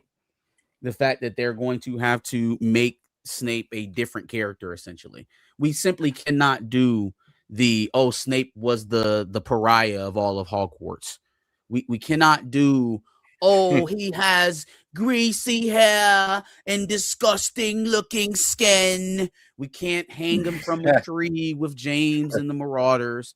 We can't do none of that shit. I don't even want to see him even look Lily's way. He start turning up his nose towards Lily, and I'm turning that shit off. Okay. No. So the fact that he's going to be essentially a different person with the Moesha wig on I think is going to piss off more Harry Potter fans than the fact that Moesha wig. Yeah. They might as well gave him the bob. How is what he has on his head any better than just giving him the same wig that Alan Rickman wore? How is that an improvement? Hey, they said because, man, we gave him dreads. Dog, Dookie single braids is not a male. It's not a very popular male fashion. And even where they are, they're like knotted to the scalp. It's not the fuck. It's not Moesha. Yeah, it's not the Maxine singles. from Living Single. That boy got the cool runnings hairdo. Like Snape. They should delay this. They should delay it as much as they can, especially just to make the kids the kids get older, and then finally, when the kids are in their teens, you just release it yearly. Film it and everything. But when it comes to release, let them be a little older. Save them the mental struggles. Don't Jake Lloyd them. Speaking of him, what was our latest update? He was battling with schizophrenia, but now he enjoys Star Wars again, and his mother lets him like enjoy it and go on websites and stuff, right? Who are you talking about? The actor who played Anakin in Phantom Menace, Jake Lloyd. How old is he now? He's not an adult. Yeah. You said his mom lets him play games. So I'm confused. When you stepped out, like he suffers from schizophrenia, and he's sort of. Damn. I think he's dependent. Maybe that's the wrong word, but his mom's in his life. Sucks. Damn. Okay. It makes you think, like, if you were ever a parent with a kid who wants to be a movie star, like, do I do it? Mm-hmm. I don't know, man. That's a nasty business there. Right? Shoot for the star. You can be whatever you want. Hey, can I audition for something? Oh, I'd do it, but I'd also be that. I'd be that overbearing parent that's going to get on your nerves. And if that could be a thing that sometimes, causes my kid a role, okay, well, at least I know nobody's up his ass. Definitely have to commit the time like that. That would then become my full-time job. Obviously, we would have to make sure it's viable. You got to make sure you're good enough to pay these bills. But yeah, that would become my full-time position. I don't think I would ever let my child be alone on set or in any rooms with any of these people. Now, why did the Harry Potter 3, all the kids, Draco Malfoy's actor also, why don't we hear anything crazy coming out of them when we did from Phantom Menace, who was in 99, a lot of the Nickelodeon stars? Why, like, what's the difference there? I don't think there's really any. I don't know if there's really difference. Just like paths. All these people take different paths, make different choices, shake different hands. Luckily for the Harry Potter people, Peter Jackson wasn't a Nickelodeon. What's his name? Dan Schneider. Mm-hmm. So yeah, just different. It just depends. I guess really just depends on where you land. Some kids were shaking hands. Some kids were shaking Dan. You're not going to know from just shaking hands with somebody you first meet, that's promising you to be the next whatever that's secretly there into kid shit and feet and whatever else Dan was into. Yeah, that's what I was getting at. I don't think that not to call them the immoral studio or anything like that. I'm just you seem to have a little bit less of a public track record of large scale abuses of talent at Warner Brothers compared to Nickelodeon and Disney. You either Zendaya or Amanda Bynes. There really is no in between for child actors, man. You are either Christopher weird Columbus, or insanely popular. So what's Raven Simone? Insanely popular. I feel like she was weird for a minute. She was weird for a minute, but she's moved back into insanely popular. She did get real weird. When? I want to say it was around that time she was like kind of on The View, and then maybe a little bit before that. She got weird. Definitely The View years. I thought she was too young to be on The View. She was on there with what's her name, DJ Detweiler, or what's her name? And goddamn, what's John McCain's daughter was on there for years. She was Megan, young. yeah. How old was Megan? I don't know, but I couldn't stand her. When she started, I think she was in her late 20s. Oh, well, I thought The View was like older ladies. I don't watch it, so now I know. They got to get The View. The View has had many different. The View's best days was when Rosie used to make Elizabeth Hasselbeck cry every day. Those was the best days. I'm surprised Sunny Hostin's still up there. Man, I saw they brought Elizabeth back and she was going at Sunny, and I'm just, everybody in the comments, I don't watch The View either, but I do see things. I know what they're about. But I was like everybody in the comments, why is she back? Why did you bring her back? She's really annoying. Raven's 40. I don't know why I keep thinking Raven's like in her 30s. Yeah, no, she's a little bit older. She's been around for a while. She can do so much too on TV. As a 40-year-old, you can play the mom in a TV show, go 7 seasons. Yep. She said there was she did an interview when they were talking about her Mount Rushmore stuff. They asked her who some actors she hasn't worked with, she still wants to work with. So she's still got a bucket list of things she still wants to do. I don't know, but her wife is her wife's weird too. Her wife's weird too. I also don't believe. Maybe, bro. I don't know. I can't say I don't believe it. She's Whatever. got one of those. She's got one of those partners that like needs to be seen. She got one of those partners that needs to be seen and needs to be heard and needs to constantly reaffirm her worth. Her handler. Hey, listen, you said it. Hey, that's not far off. But when she got out there and was like, I've never even seen that. So Raven, girl, stop, man. So why you got like that's a good thing? You've never seen your wife's work and you're bragging about that? I wonder. But no, Raven said they watched it and she said she just didn't understand. I want to make sure. Let me make sure. Didn't understand what? The girl has vision. She solves problems. What is there not to understand? The theme music explains it. Fuck.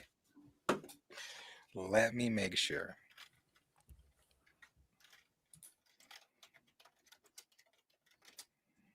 The theme music says, imagine listening to Kim Possible and being like, I don't get it.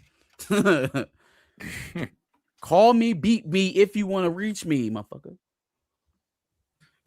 Wait, is there a theme song that doesn't explain what's going on in the There's show? 104 days of summer vacation. They all explain it. Hey, sweet life of Zach and Cody. Here you are in your life. Here you are in mine. We have a sweet life most of the time. You and me got the whole place to ourselves. It's in the song. It's in the song. Literally explains the show. How could you watch a Disney show and not get it? I don't understand. Phil the Future was another one. On a holiday through history, the final destination was a mystery. It's in the song. Yeah, that was. What was his name? Ricky Altman. Most of the Disney songs are each one teach one. No, she said she now supports her wife, loves her work, and was merely defending herself against online trolls. Whatever.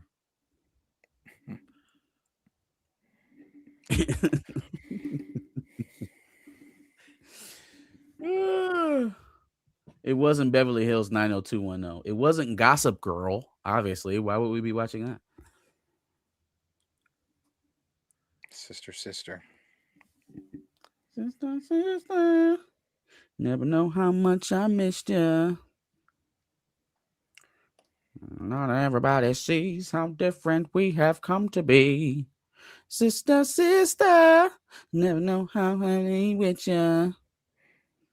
Smart guy was the same one. At the start of a life for Mr. T.J. Henderson, super intelligent, young gentleman.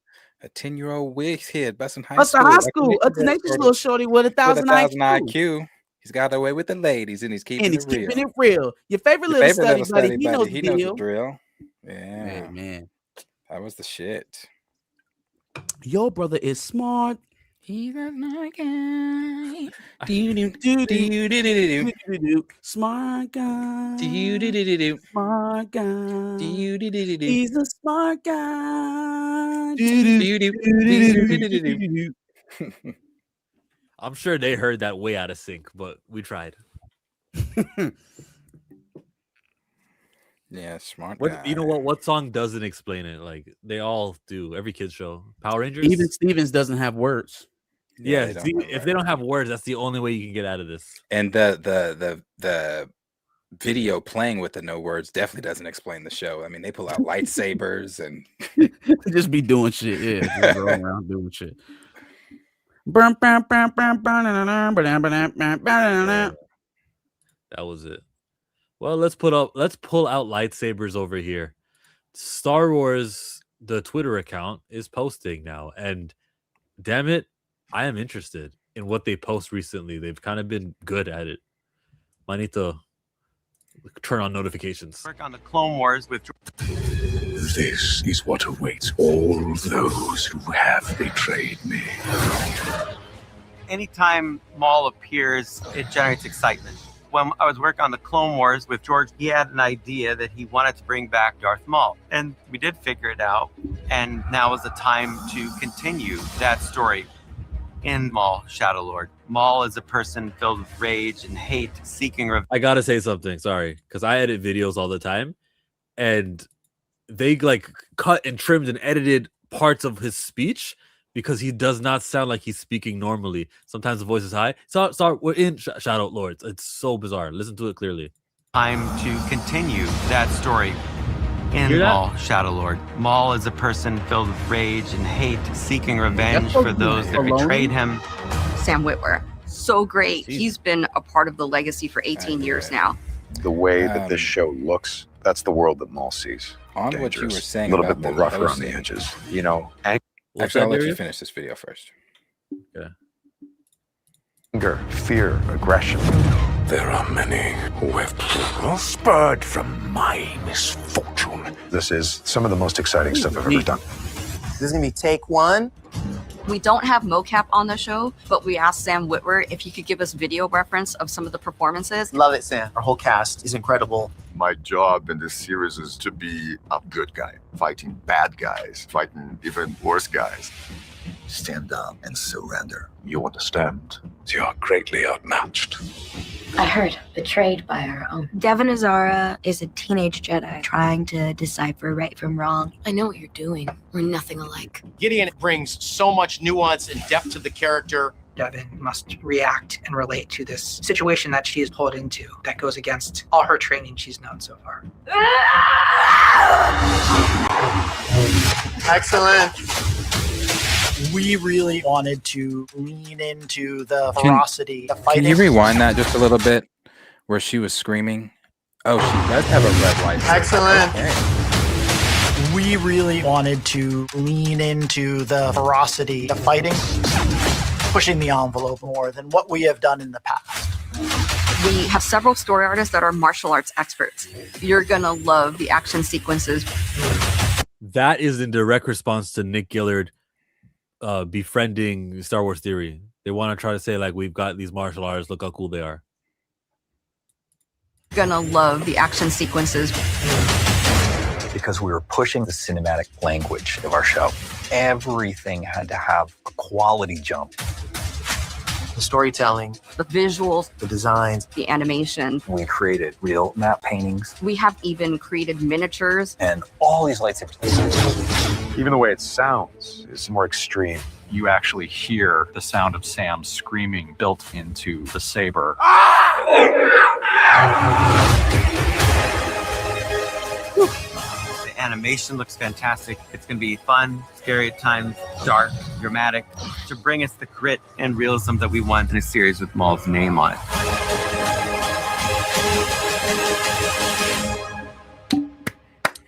The first two episodes are pretty damn good. Pretty damn good. Damn good indeed.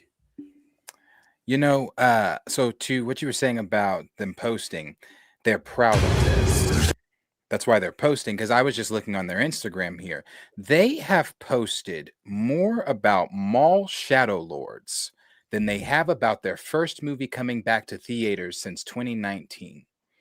And it's because they have a lack of confidence in Mando and Grogu, and they are super proud of Maul Shadow Lords. I'll do you one better.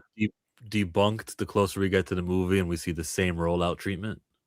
The movie's No, next I month. don't want to hear that. I'm gonna do you one better. We're Show gonna go us now. cross studio with it. What? We gonna But, go cross they've studio been. with it. I'm sorry. Hold on one second. Right, They've been advertising Maul Shadow Lords for a while and hyping it up. It's getting TV spots and different trailers every other day. Mando Grogu's not getting different trailers and TV spots and things like that every other day. I don't even see them really talking about Mando Grogu. I just gave the example of their Instagram. You can look at it yourself. There are more posts about Maul, and you're saying that's because we're not close enough. But Yeah. Maul Shadow Lords goes into May, so I mean, I don't know. we'll see. I just super proud of it. What were you gonna say, Marcus?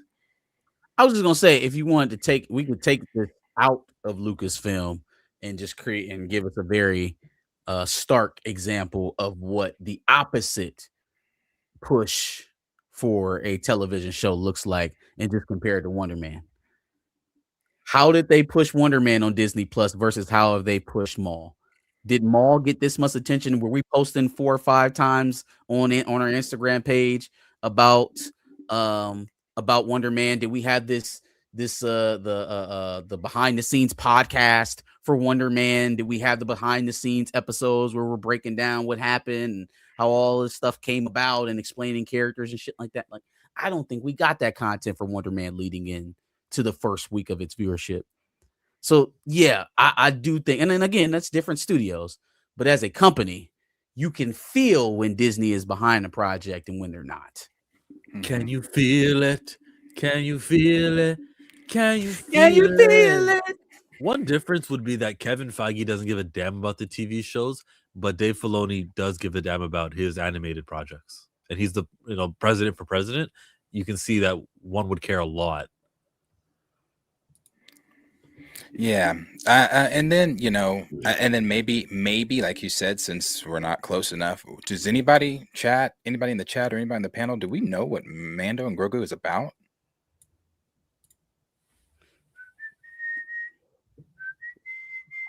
Okay. So, and they haven't revealed that, but okay. So we didn't know what Supergirl was about until the recent trailer showing that the dog Lucasfilm. That's going to drive the plot. Lucasfilm. Let's talk Lucasfilm. I'm talking how proud they are of Maul, juxtaposed to their lack of confidence that they are clearly showing us in Mando and Grogu. Oh no! The reason why I said what I said comparing it to Supergirl was just that movie trailers can later in the second trailer reveal more of the plot. How many trailers have we gotten for Mando Grogu? 2 now, haven't we? Well, then the third trailer. They do 3? Well, then the 4th trailer. All right. By the time the 4th trailer comes out, the movie's out by then. if they're explaining plot, then that means the movie's already hit. I really don't want plot explained. Just like when I was watching the Mando seasons, I was kind of happy that they only gave you the first 4 episodes worth of content in their trailer, because then I remember being on episode 5, season 2 specifically, going, hey, wait, every scene from this trailer I've seen, so now this is uncharted territories. And that was the Ahsoka Tano episode. I don't really, when I know I'm going to watch something, keep that hidden. Yeah, but the plot, I don't. Okay. The first No Way Home trailer, or just like any trailer, typical trailers, the first trailer is always your teaser trailer. The second trailer gives you a sense of what the film is going to be about. You may not, I'm not saying they're going to come out, because I don't know any film that would do that. It's going to come out in their second trailer and say, this is what's going to happen in our movie. Now come see it. Nobody's going to do that. But at least they allude and you get some sort of sense of what the film is doing, what it's about. I have zero sense, zero clue, zero navigation of what this movie is about. Would you agree that's intentional? Yeah, that's my point. I think that they're afraid.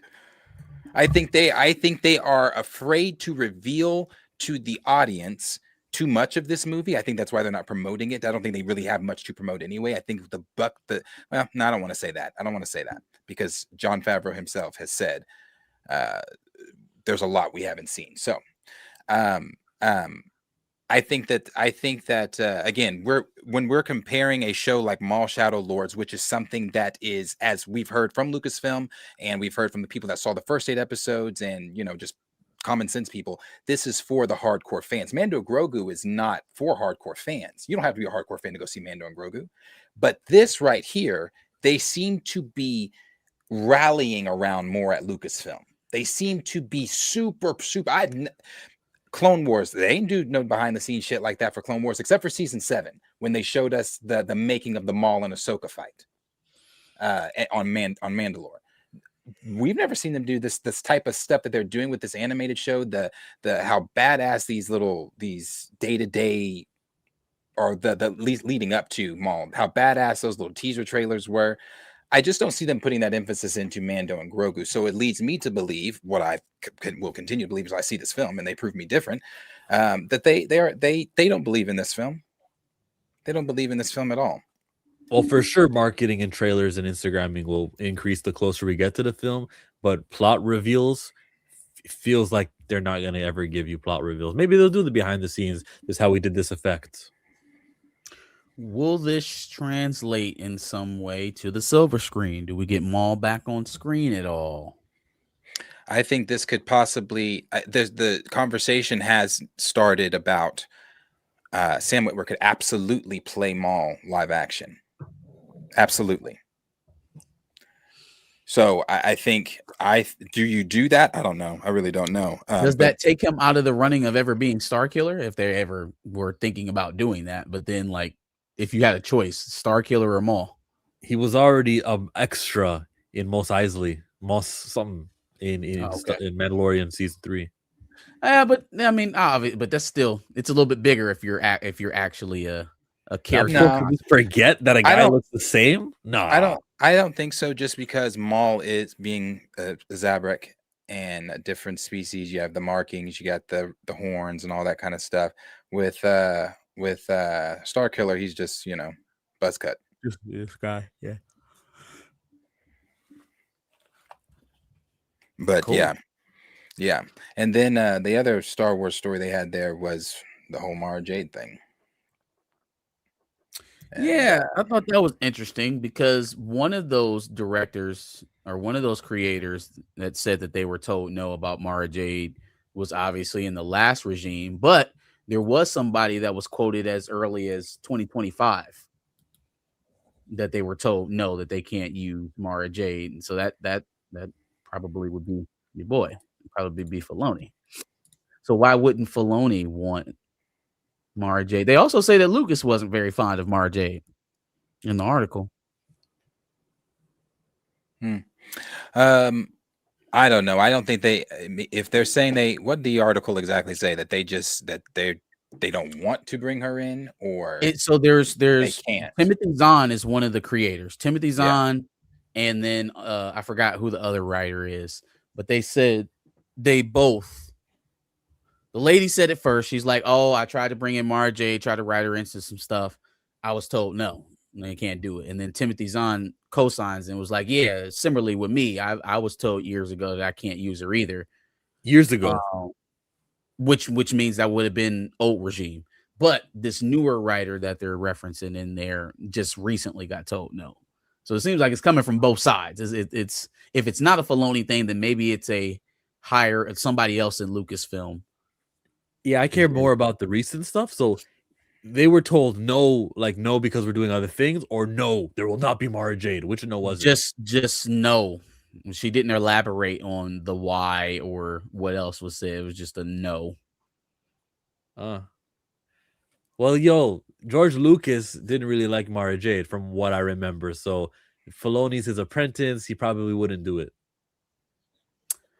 So can you do the full Thrawn story without her? Yeah, you can do anything. Yeah. It's creative.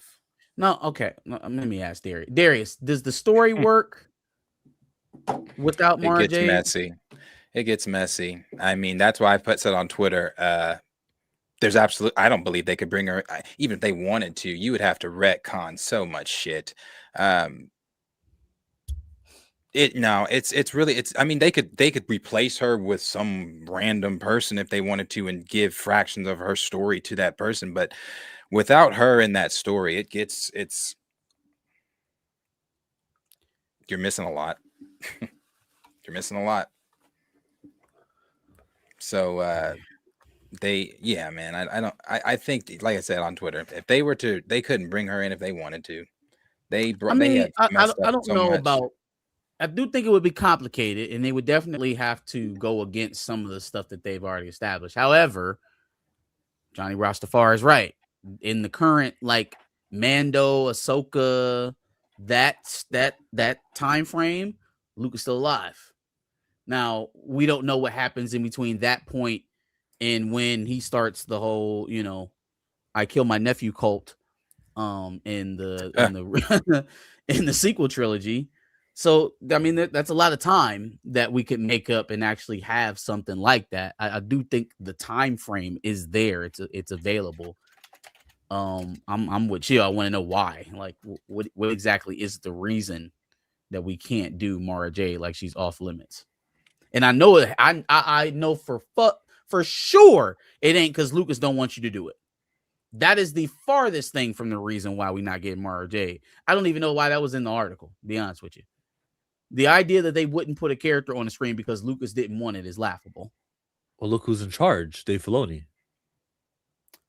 He just got it, though.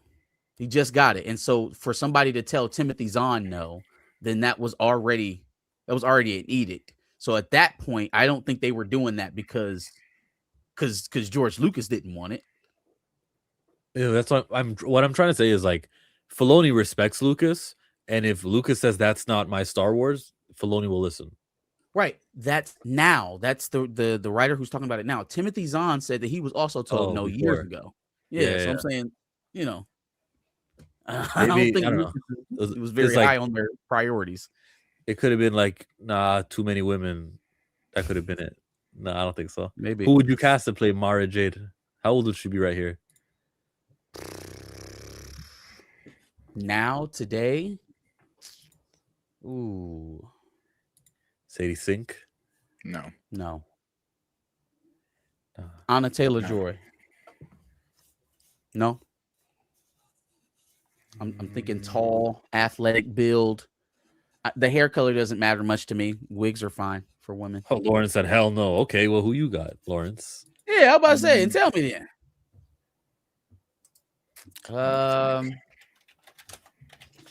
Odessa Azion. I don't know who that is. Let's see. She's got to be able to do some stunt work. Karen Gillian, who plays in Jumanji Nebula? and also plays Nebula. Okay. Yeah. She's good. What about what is that girl's name? That's a good pick. What is that She was girl's from name? Riverdale? The Rock's daughter in San Andreas. White chick. Alexandra Daddario. She was also in True Detective, and she was in Baywatch. Yes. Yeah. What is she, 40 though? Tall enough. Is she athletic enough? I'm not really thinking about age right now. I'm thinking more body type. Somebody who can move. Tiffany Haddish. Why are you playing with me? That was another wrestler. Another wrestler who's more interested in Hollywood than she is in wrestling. What did you say? They say she's more interested in Hollywood. That's what's said. Like she wants to further her career. Haddish? Tiffany. Oh, I'm sorry. Tiffany Stratton. Tiffany Stratton. Yeah, I was confused too. I was like, what? Oh, my brain didn't work today. Yeah, Tiffany Stratton. My mistake. I was like, I think he means Tiffy time. I think he means Tiffany Stratton. Yeah, that one. Right. Sorry. No, you good. How about but who's an athlete? Like who really can do work? Sydney Sweeney is actually like an MMA fighting trained person. Horse shit. She's an MMA fighter.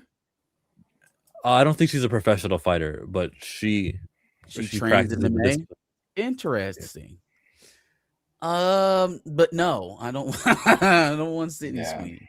I don't want Sydney Sweeney near Star Wars. What's your beef with Anna Taylor-Joy? Nothing. That was okay. I like her. No, I'm talking to Darius. I like her. I like Anna Taylor-Joy. Y'all want Sophie Turner? Sophie Turner. Oh, I could see Sophie Turner. Sansa? Yeah, I could see Sophie Turner doing it. Who just played Red Sonja? That actress. Red Sonja. Yeah. Sounds like a Encanto 2 villain. It's a comic book character.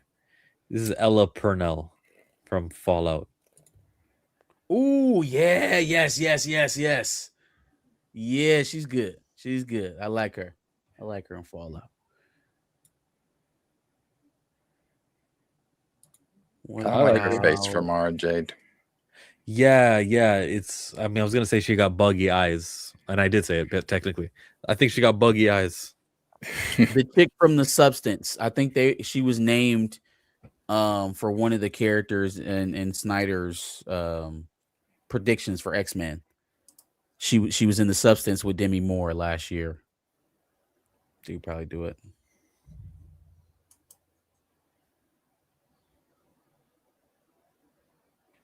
Dreamcasting role that will never happen. Fine, yeah. Just trying to have a little bit of fun here on Pantheon, if that's okay with you.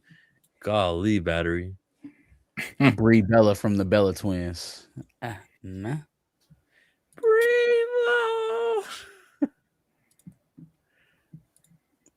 Do you know the Bella Twins from Total Divas? I do not. Ugh. Were you asking me? No. Yeah. No, you don't know. What is Total Divas? It's a reality show on E, and it covers pro wrestlers. It's basically Real Housewives for wrestlers. No, chill. There's no there's no like spin-off wrestling. No. There's anything under the umbrella of wrestling I haven't seen. There's no spin-off wrestling. I haven't seen it. Did you see the movie in 2008 to The Wrestler? No. With Mickey Rourke? You never saw that movie? Mm-mm. Never seen it. How about Florence Pugh fighting with my family? Mm-mm. Is that a movie? Yeah.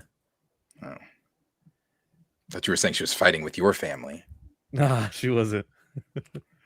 No. What about the scene in Spider-Man 1 where Spider-Man fights Randy Macho Man Savage? Okay, yeah. Bonesaw. Yeah, what do you mean Macho Man? Well, who's that? Yeah. Obviously didn't know his name, right? Okay, did you see Beef? I want to grind you down. Bonesaw is ready. Yeah, I've seen that. I got you for 3 minutes. 3 minutes of play. So you enjoyed it?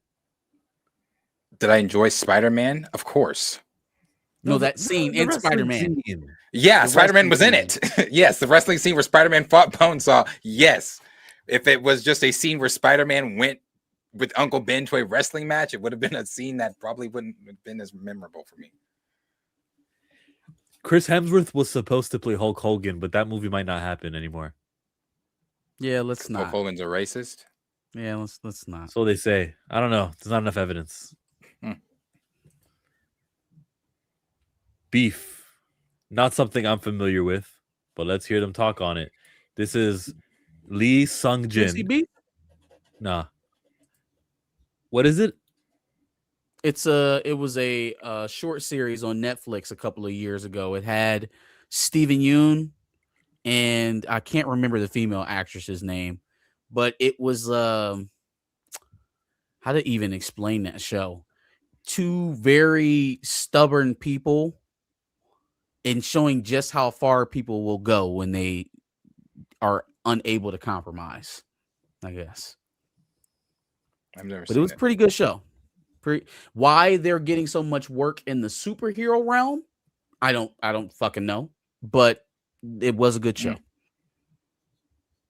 So they're working in the Marvel world and the future of the X-Men franchise. Jake Schreier wants to breathe a fresh life into this franchise. Well, actually, why would I read the quote when they're going to say it? Well, my favorite part about working in the Marvel world is honestly collaborating with Jake Schreier, who's a genius. And he has a very clear vision for what he wants to do with X-Men. I think he's a huge fan of the comics. He's reread, all the early comics lately. Good. There's a lot of romance. There's a lot of heart. There's a lot of aspects of X-Men past just the, obviously the themes and politics. And so I think Jake wants to kind of, breathe a fresh life into this franchise. And it's early, but we've been meeting with Kevin and Lou regularly. We don't want fresh life. I don't want, you know what? I don't want a fresh new approach. I don't want it. That's not what I want. It's lining up with what we heard, that they were gonna kind of stray away from the whole mutant the political stuff with them and how they're hated. Hey, I don't know. Let me not jump the gun. This is just a man talking. It's gonna fucking suck. This is just First of all, they gave this man a job. They gave this man a job after he made a film that made less than Quantumania. Okay, so we can start there. Like, were we even truly qualified to be doing this in the first place? Secondly, go. You go. I was going to say, secondly, I despise, like, literally makes me sick to my stomach to hear creatives who create, right? Yeah. Go into someone else's creation. So at that point, we're walking through the door. We understand we're driving someone else's car. We are staying the night in someone else's house. We're using someone else's bathroom. And what they would like to do is go walk through the fridge, put their dirty outside shoes on the coffee table, go upstairs and lay in your bed with their outside clothes on. That's what they want to do with these IPs. They want to take them and treat them like they're theirs. Like it's their playground to get off every machination or every creative thought point that they could never get off in any of their own personal pet projects. And so now they're going to use a franchise to get all of their shit off, to get their angle off. So now we have a new reimagined X-Men.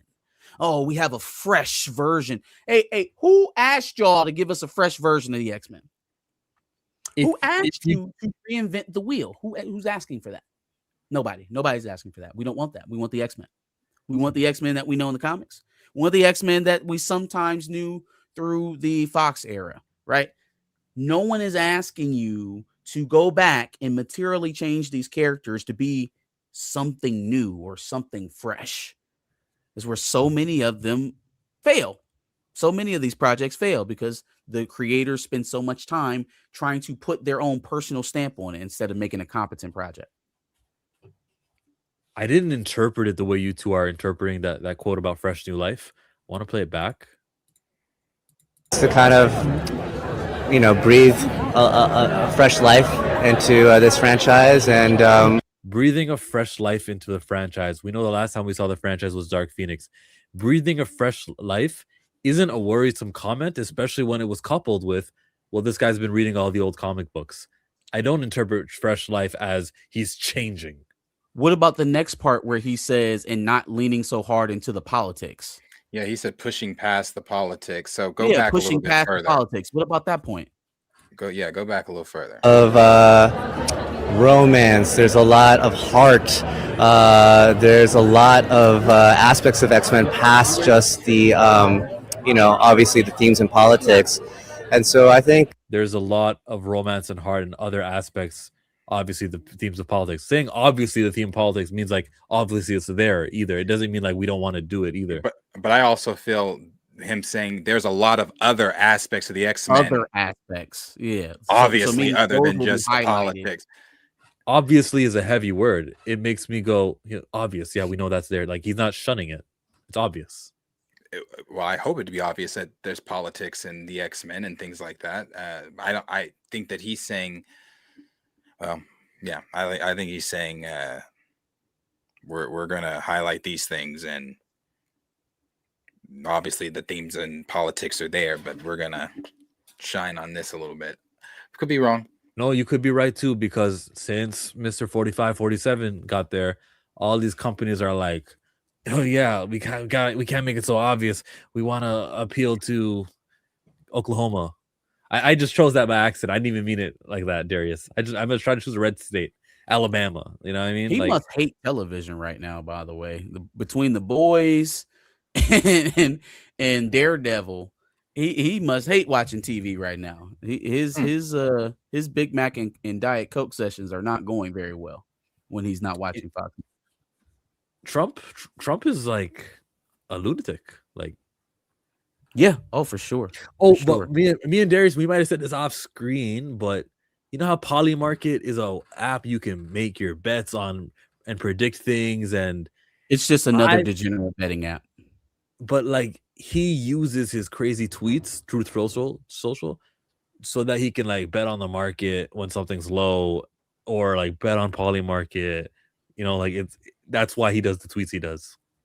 Well, those things, Polymarket, Kalshi, they shouldn't exist. You shouldn't be able to, like, I've long had the standing that the stock market was basically just a big ass casino anyways.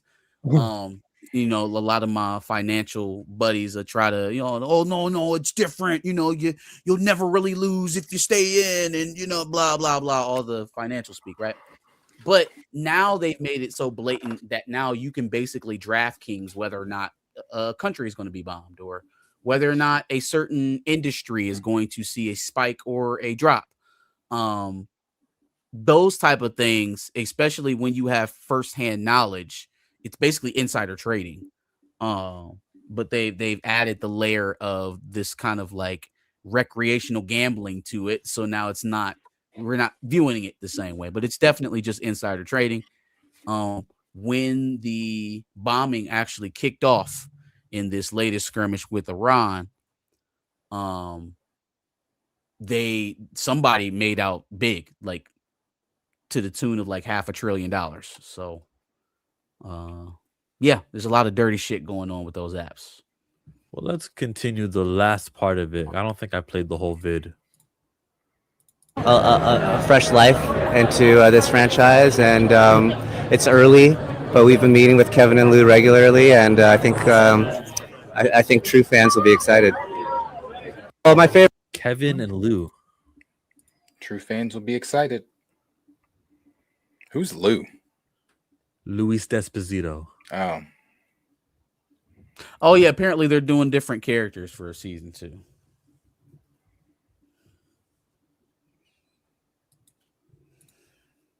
Yeah. Did you see what Snyder said about the cast? Some of the people that we were talking about in the past, but Peter Caffey is a new one that I do like. So that's Dunk. So Duncan! Yes. It's so Duncan! Get up, sir! Get up, sir! Get up, sir, Duncan! Yeah. I think I like him better as Scott. Now, he's obviously too old. As Scott? That's a big motherfucker to be Scott Summers. He's huge. I like it. Boss. Like it. But he's there's no way to say this without because I don't play the stupid game. I mean, he's a big man. He's a solid 6'5". He's a solid 6'5", 6'6", even maybe. I still like it. I like it. I think he has Scott gonna be eye to eye with Sabretooth. Well, canonically though, like Wolverine is supposed to be diminutive in size compared to Scott Summers. So I think Scott's the tallest one on the team, him and Storm. But is he's taller than Beast? Wilt Chamberlain tall? I don't think he's 7 feet tall. I think when somebody's a legit 6'5", 6'6", he just looks extra human. He doesn't look like a normal person. 6'5" is not a normal height for a human being. So anybody who's 6'4" and up probably looks like a giant. She looks like she should be playing Raven on Teen Titans. People think Kevin is the only one in charge, but he shares the role. That is a big Cyclops peak casting, says Lawrence Report. I like him as Beast. I would have to see his acting, I guess, outside of it. It feels a bit lazy. Westeros. It feels lazy. Like, oh, let's just find a big guy. Like, I don't like Jesse Plemons as Hank McCoy, but I like it better than Sir Duncan. Jesse Plemons, the dude from Like Mike from Civil War. That's the first thing you said. That's what I think of. That's what you know Jesse Plemons from is Like Mike. When I Yeah. think of him, that's He had to pull that movie up and prove to me that Jesse Plemons was in that movie because I didn't remember him from that. what? I He's the remember bully. him from Breaking Bad a lot more than like Mike. Anytime I see that man, I immediately go to that Damn, adoption that's home. crazy. I remember him more from Friday Night Lights, the TV show, than I do from like Mike. I see a grown child man because I've only He was think in of him Game as the Night. bully. Yeah, he was good in Game Night too. Yeah. Steve Carell, Tina Fey. I like him as Beast. No, that's Date Night. Game Night was. I think Game Night was the in one Game with Night? Was that Steve Carell still? No, I think Game Night was the one with Ozark. Damn. I don't remember. What's his name? What's his name from Ozark? Why am I blanking on his name? I love him. Yes, there he is. Oh yeah, Bateman. Jason Bateman. Yeah. He was in it. Your boy Bateman and Rachel McAdams. She could play Mara Jade. No. She could play. Yeah, I would have to see his acting outside of Westeros. I said she could play Martha Jade, the mother. Laugh at my joke. Oh, huh? No, it's not real, Thrag. That was my fan cast. They want him to be Beast.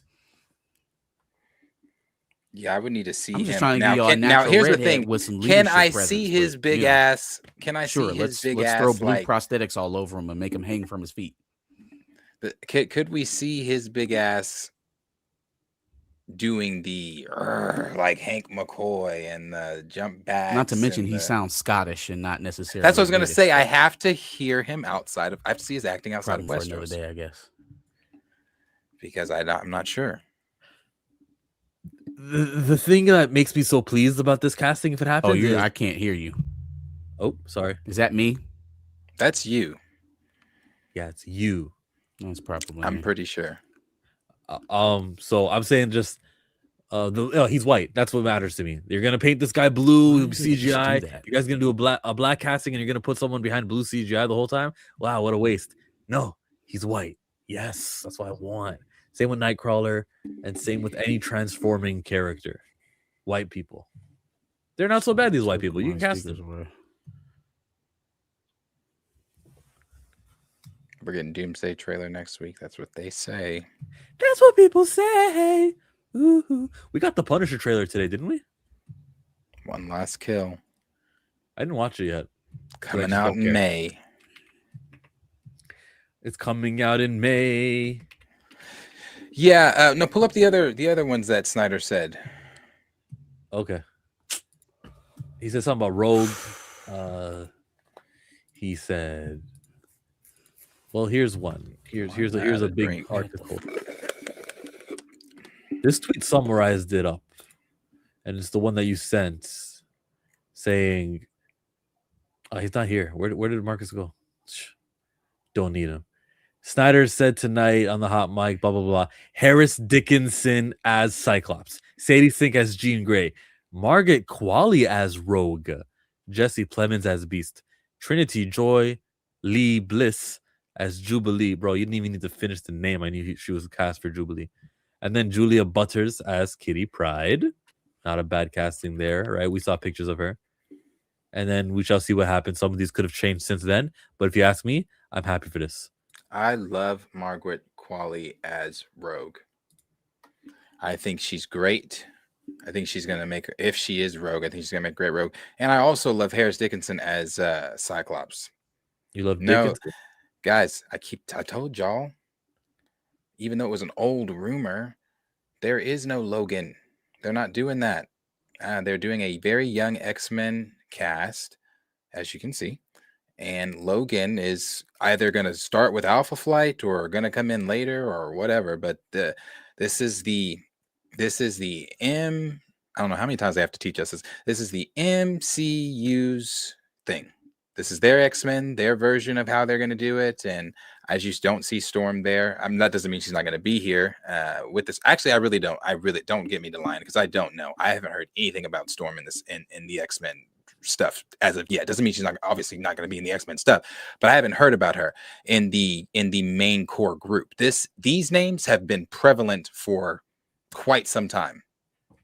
They have Harris Dickinson's been out there, I'd say about a year now, along with Margaret and now and Butters. A girl that plays Jubilee, she's newer.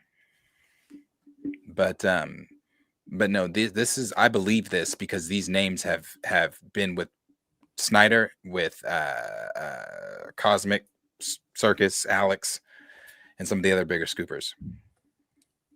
This is fine for me. I would like, though, to know that the other mutants are in existence in the world. Maybe the Storm casting will happen after Coogler figures it out, because they might have the same movie, same characters. But like, if we go to the scene at the academy or at the school, wherever it is, academy and school is the same thing. If we go there and like walking down the hallway, you see Iceman and Colossus, kind of give a head nod. So we know that they're in the movie too. They're in the world. They just don't happen to have all the screen time. There's subplots with Jubilee, not just sticking on Jean and Scott. I wouldn't mind that.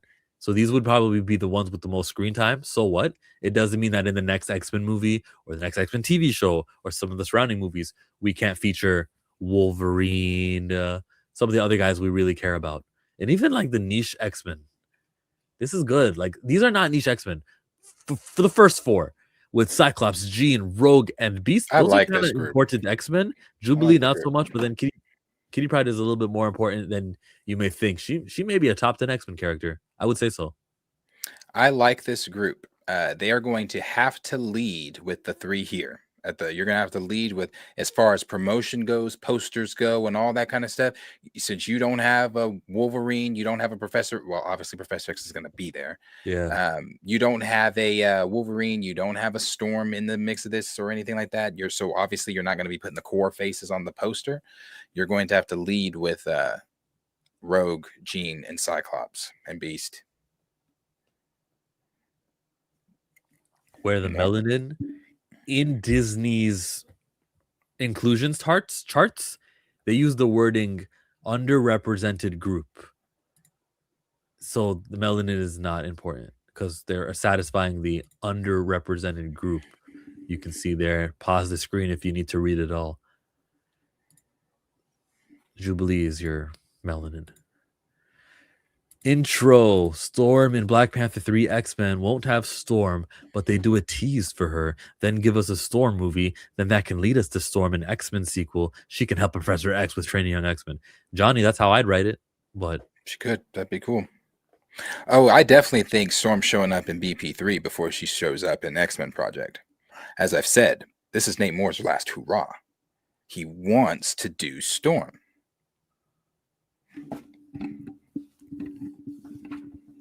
But we'll see. But I do. This reminds me of the storms in Survivor. Oh, it was tough on that island. I can see him on set. They'll be like, "Oh, does this look realistic, Nate?" Yeah, it's just like in Survivor. That's what his thing is on set. Anytime he can reference something to Survivor, he will. I kind of commend him though. Like, that's a dream of his. Like, he watches the show. I got my little shows here and there. You got your Judge Judy. I mean, I guess you wouldn't want a dream to be on the show, right? Because that would mean you're in a legal bout. But still, like, I got my dream TV shows I'd like to be a part of, and he got to be on Survivor. Good for Nate. Yeah. I mean it. Yeah, good for him. He achieved a goal. Shouldn't have killed T'Challa, but respect. Now he's about to come in and suck the air out of the room one more time. I don't know what he's doing with Storm, and I really don't, but I know I put money on it that she's going to show up in Black Panther 3 before she shows up in the X-Men Project. Yeah. So yeah, I don't know, but they've been saying young. They've been saying that for a while, and the proof is in the pudding as we get closer and closer. So yeah. I mean, I don't dislike this group. I agree with D Stizzle what he said about Jubilee and Kitty serving the same purpose, different moments, different points in time on the team. So seeing them together is a little odd. But like I said, this is the MCU. They are going to shake and bake and do their own thing every time. So nothing that when they do stuff like this, I'm just like, hey, it's the MCU. So John's like, no Storm, Wolverine, Iceman, Angel, Colossus, no. How many characters are supposed to be in it? Like, is it going to be the perfect X-Men movie where they hit all the characters? No. But they got some key characters that they can make a good movie with here, if this is believed to be true. You just gotta shrug and say it's the MCU. Yeah, maybe by X-Men 3 we will have Colossus and Wolverine and Iceman. Maybe. When I watched the first Captain America, I didn't say, damn, there's no Vision or Ant-Man, Black Widow's not here. And then we got it by the third Captain America. It says, this official or is it possible the full cast isn't full, or is it possible this isn't the full cast? Well, yeah, this isn't official either. This is from Jeff Snyder. It's very possible that this is, if this is real, it's possible that this is not the full cast. Well, it's not the full cast because Professor X is not here, and he would have to be there. We have no idea who's playing him yet. Do you like the Knights of the Seven actor to play Beast? We were just talking about that, yeah. I'm happy. And the villain in this is supposed to be what? Sinister? Didn't they say that's what? Or is Sinister the villain of the first part of the? Well, I don't know. Actually, don't give me the line. That was something I saw from Cosmic Wonder. I think it was more of a theory from him, saying how with the Wakandans going to space, that's a way that you in a post-credit scene can maybe introduce a Nihilus, then have a Nihilus be the big bad for the overall New Mutant saga, I guess, and then it all culminates at the end, the first phase or whatever, at a Nihilus. So would Mr. Sinister just be the villain for an X-Men film? I can't remember if they said it was for a film or if it was for, like, they were building the Sinister. I don't think you build the Sinister.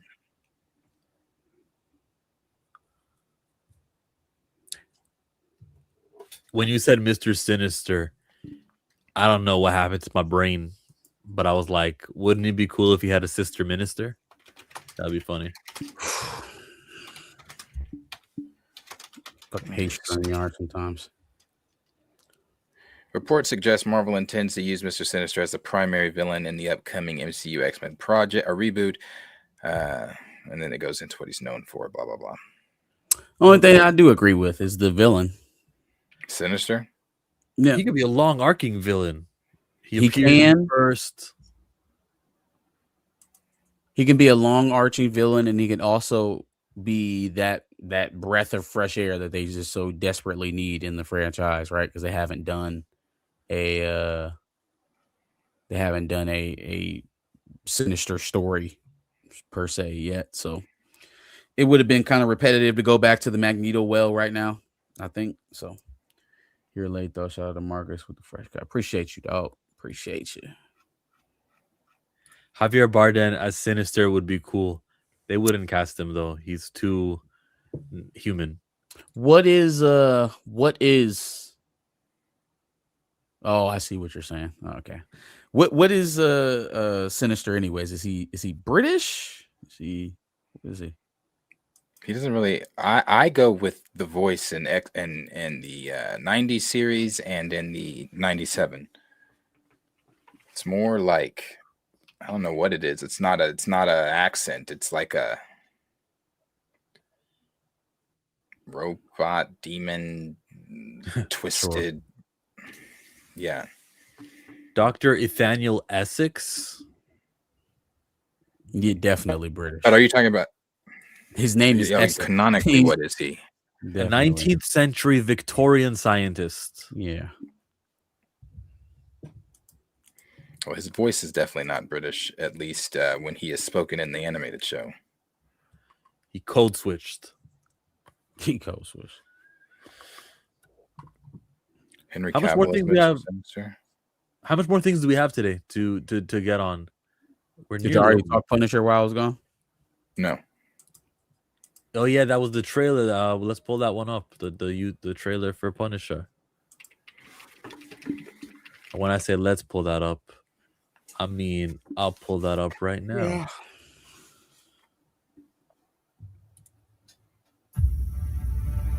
Hey, Frank. How you doing, brother?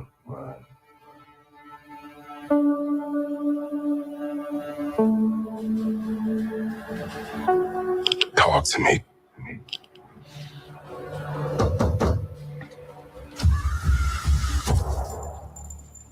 Tell me what's going on. What's going on?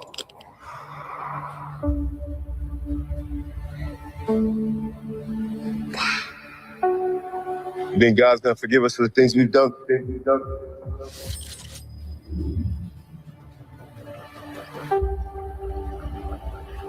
I'm not sure about me. But you ain't got a fucking chance.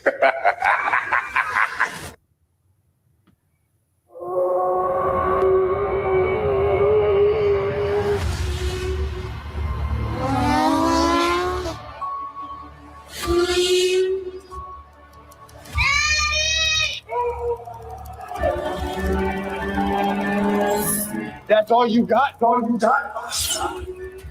That's all you got? That's all you got?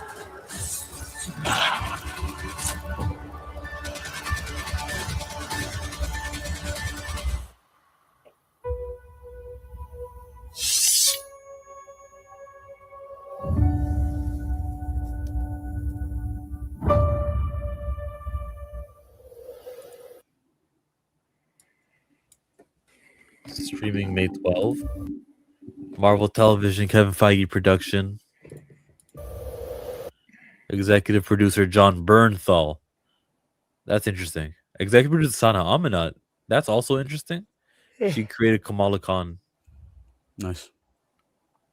Yeah, they better have another trailer coming before May 12th with a bit more. I'm sure they will, explaining, what we're actually doing. Yeah, not just the explaining, but let's put some.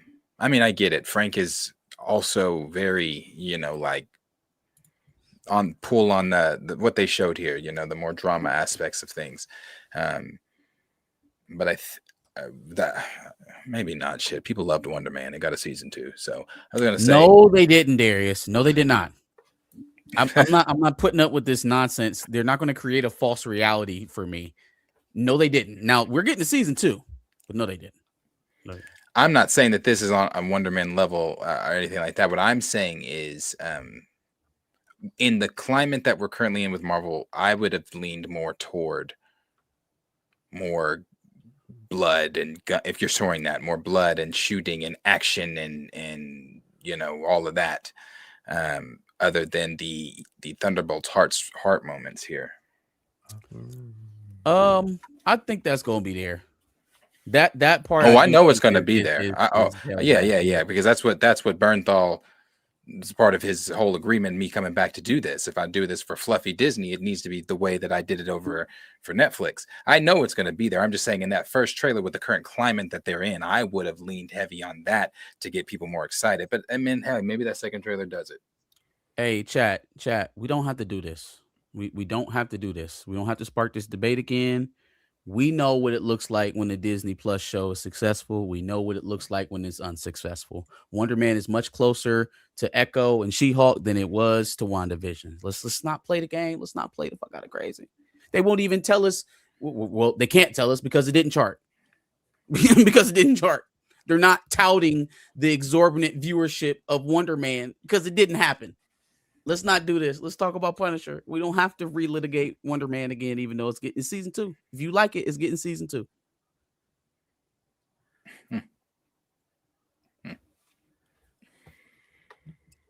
If Wonder Man gets a season 3, then what? Then we're all doomed. Then this shit is even more cooked than what I said it was.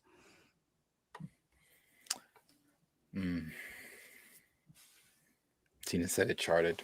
Where? Where? Assume the Nielsen top 10? I don't believe you.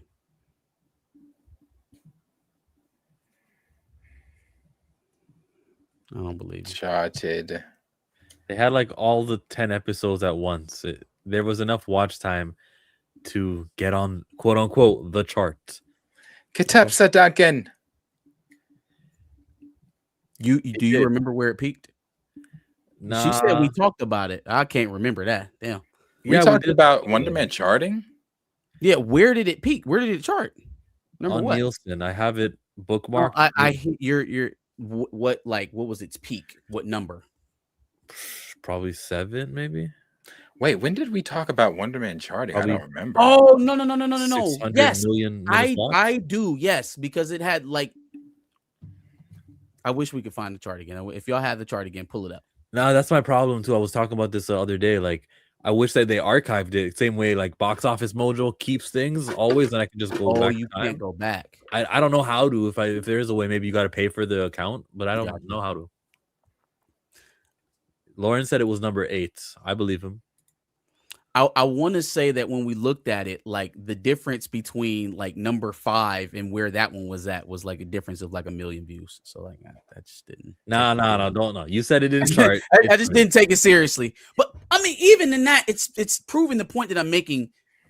The shit that people were watching, the Night of the Seven Kingdoms and all that shit, there was no comparison. So when you talk about what people were, oh yeah, people watch Wonder Man. Yes. There was a house full of Yahya Abdul-Mateen fans who were very excited about that show coming out. It did not do what Night of the Seven Kingdoms did. It did not do what most conversation starting shows of last year did. So we don't have to make it something that it's not. If you like it, I'm not going to yuck your yum. You're getting season 2, right? I put it in the area of Andor. Even though Andor has better viewership.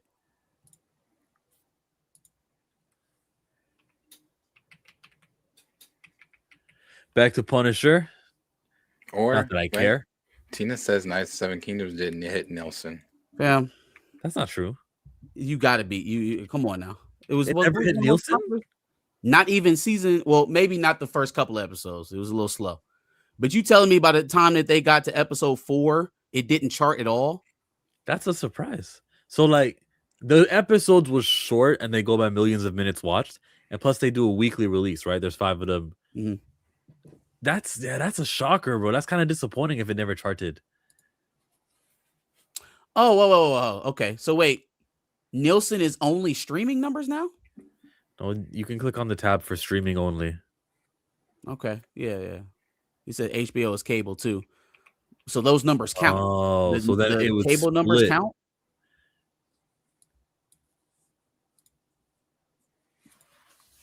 Hmm.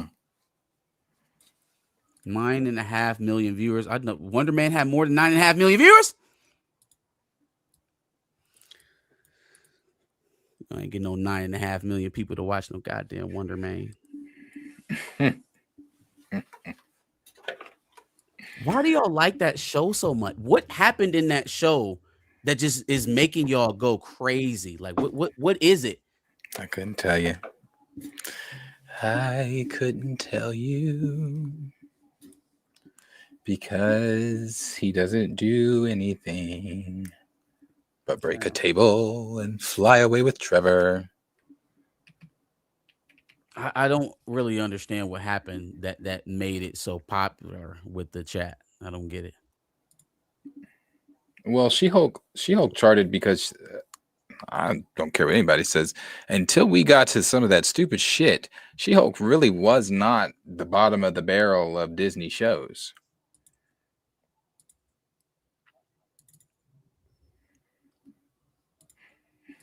So wait, the fact that Wonder Man dropped all at once should make the viewership higher? Yeah. I'm thinking the fact that people could watch it faster and finish it faster than they could for a show that's doing a weekly release should mean the weekly release should be higher, shouldn't it? It measures millions of minutes watched. So with more episodes, there's more minutes to watch. Okay, that makes sense. Now, what was terrible? Yeah, I agree with Lawrence. That secret invasion shit. Oh,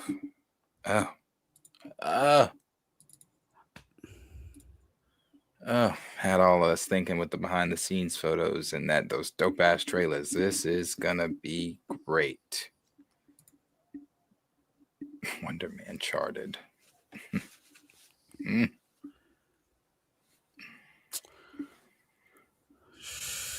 I won't discredit the Nielsen. I mean, we spent this whole time sitting over here talking about it, so I won't discredit it. I was getting ready to say something, but I guess I'll. Who really is Nielsen, anyways? What? I've never heard of no Nielsen. That's not what I was going to say. I was going to say that you have to be subscribed to the data pool at some level to actually be counted, but that's neither here nor there.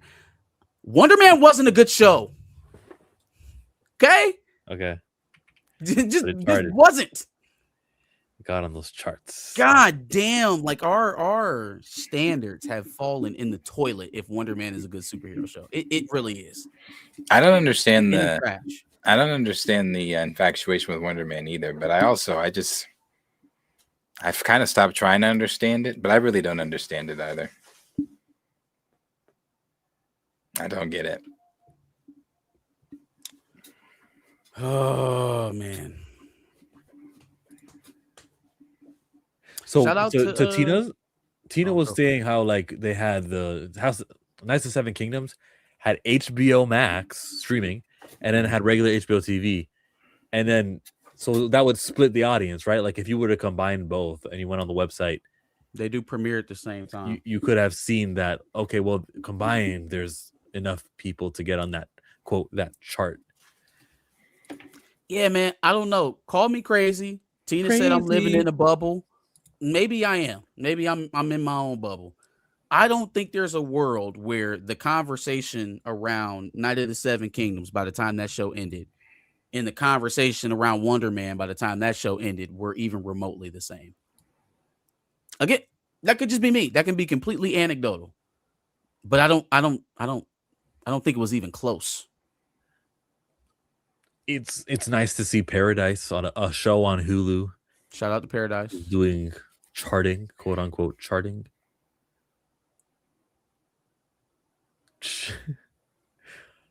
All right. Charts. Back of the bubble featuring Marcus. Hey, I guess. I maybe I have the niche taste all of a sudden. That's my point. What D Sizzle just said: a superhero show with zero superheroing. What are we even talking about? He smashed a table and broke out a terrorist. What? That's fun.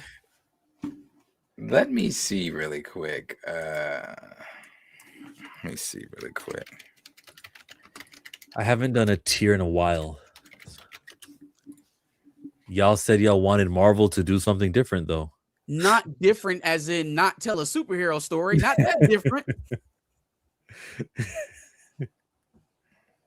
Look at his username. Do more research. Me no superhero, Poppy. Me no super.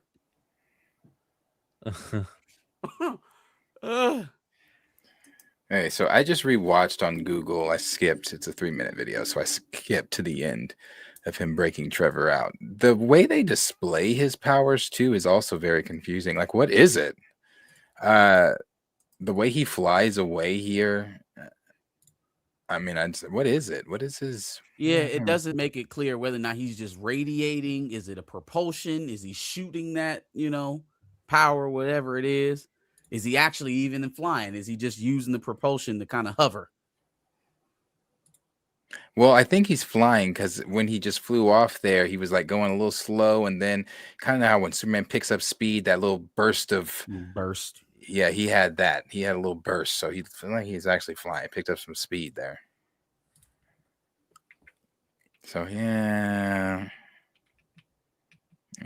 he threw. So we saw him do 3 things. I'll give him that. Wonder Man fans. He broke that table. He ripped off the door to Trevor's cell. My bad. Do more research. I apologize for not understanding the intricacies of ionic energy. My apologies. Apparently, they said ionic energy in the show, so we should have known. Hey, I'm not doing a Wonder Man segment. I was just curious at the brothers' powers. I was looking. No, we here now. We here now. It's on site. I just had to see his power set again. Yeah, because I mean, it was so brief throughout the show. You know, it was only the 2 opportunities to actually get to see it, and if you blinked, you probably missed it. Oh, they explained his powers. Oh, so I must have been checked out by the show by then, or checked out from the show by then. What did they say? Because again, the displaying of his powers doesn't tell me anything, other than I must have missed that course. He can break tables, throw metal cell doors, and fly. he can wreck the wall behind his couch in his living room. He can count by 2s and tie his shoes. He can stress out about. He's a what? He's a mutant, man. He's a what? I don't have time. Maybe in the MCU. Hey, that's where. Remember what I said earlier? You got to shrug and say, "Well, it's the MCU." Everybody's a mutant. You're a mutant. You're a mutant. Kamala Khan's a mutant. Simon Williams is a mutant. Everybody's a mutant. And that's why race swaps are dangerous. Because now, where's the black X-Men? Oh, Simon Williams right there.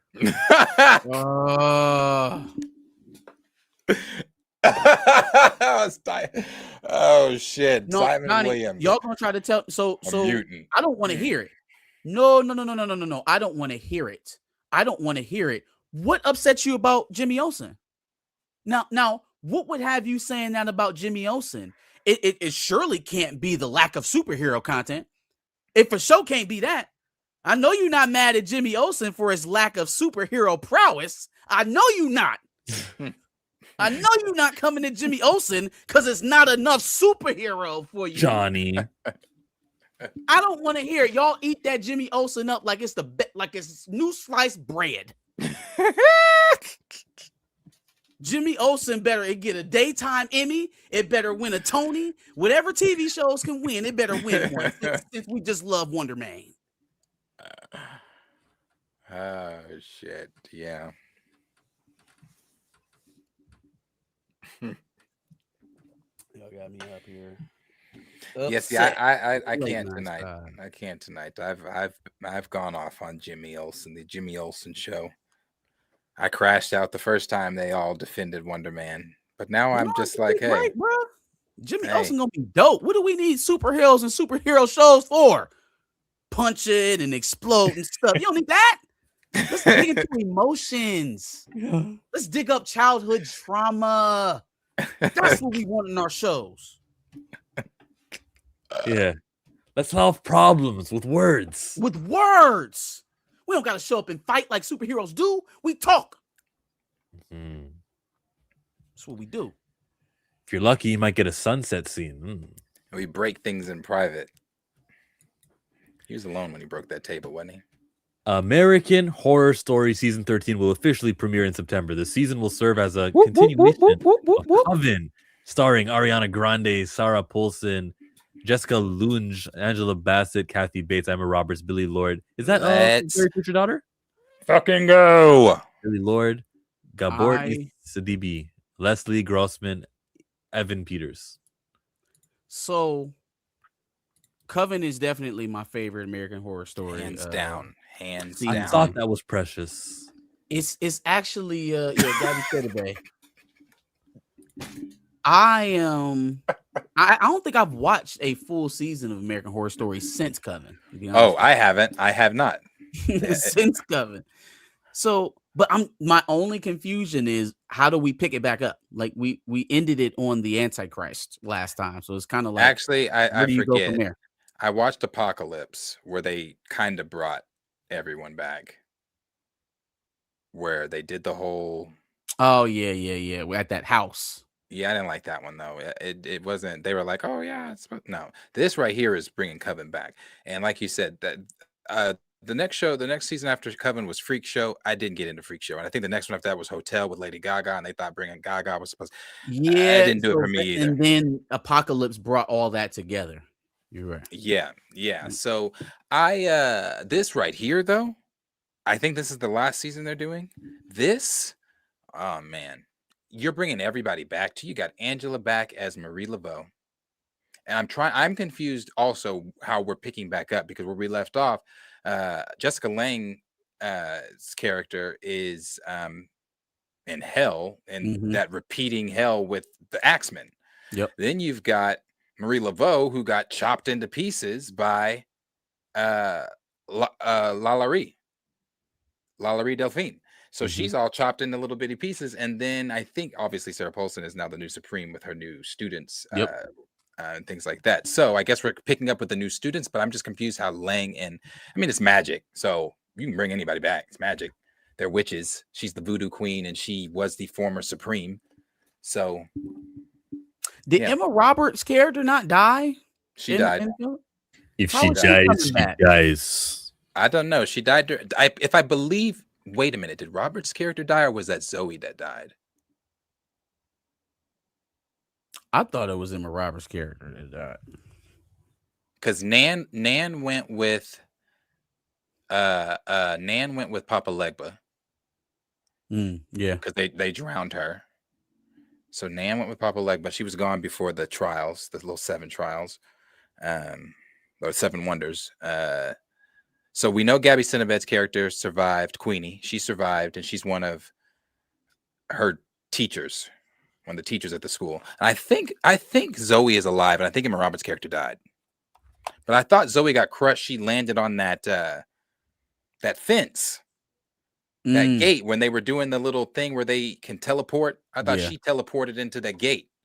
And it like was sticking through her, and Evan Peters' character was like crying, like, "Oh, Zoe." The one thing that this is telling me or showing me is that they've tapped the well on new directions for American Horror Story, and they was just like, you know what? For the last one, we just gonna go back to what was most popular, and they drug back up. So I would expect some of this to be heavy plot convenience on how they get some of these characters back.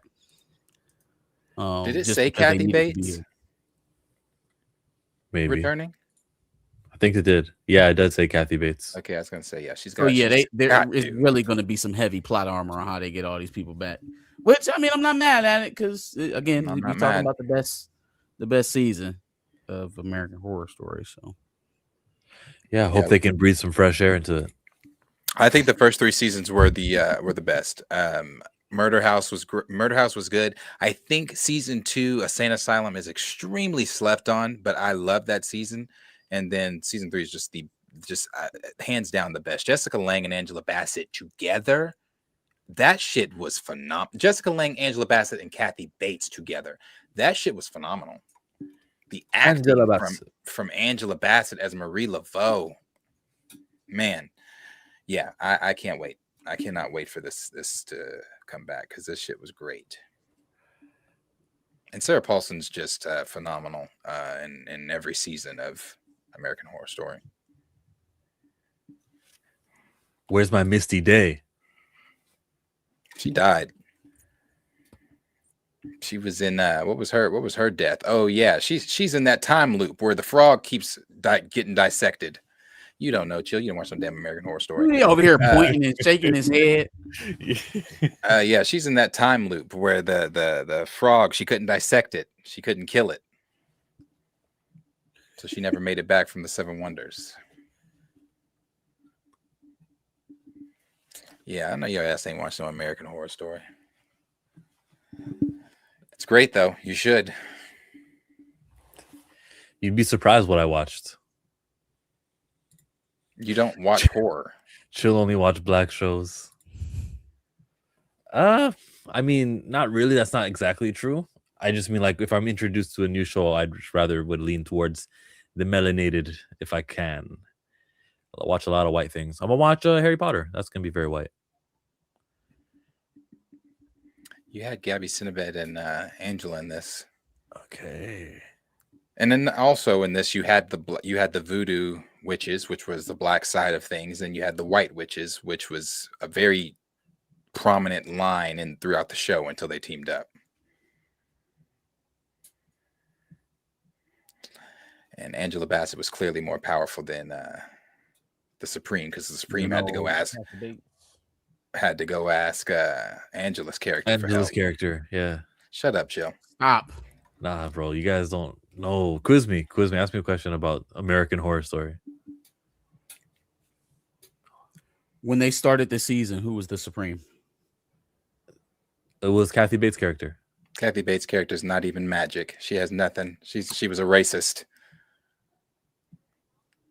You guys watched the wrong season. I don't know if you guys had American Horror AI version over there. That's the one we talking about, Tina, is Coven. Yeah, Coven. That was the best one, where you had the black witches versus the white witches. Oh, Lance Reddick was Papa Legba in American Horror Story. Well, he looked scary as shit. He did, bro. He looked scary as shit. He did. He was scary. Doing that coke off his coke nail. He said, "Oh, no. You owe me a debt."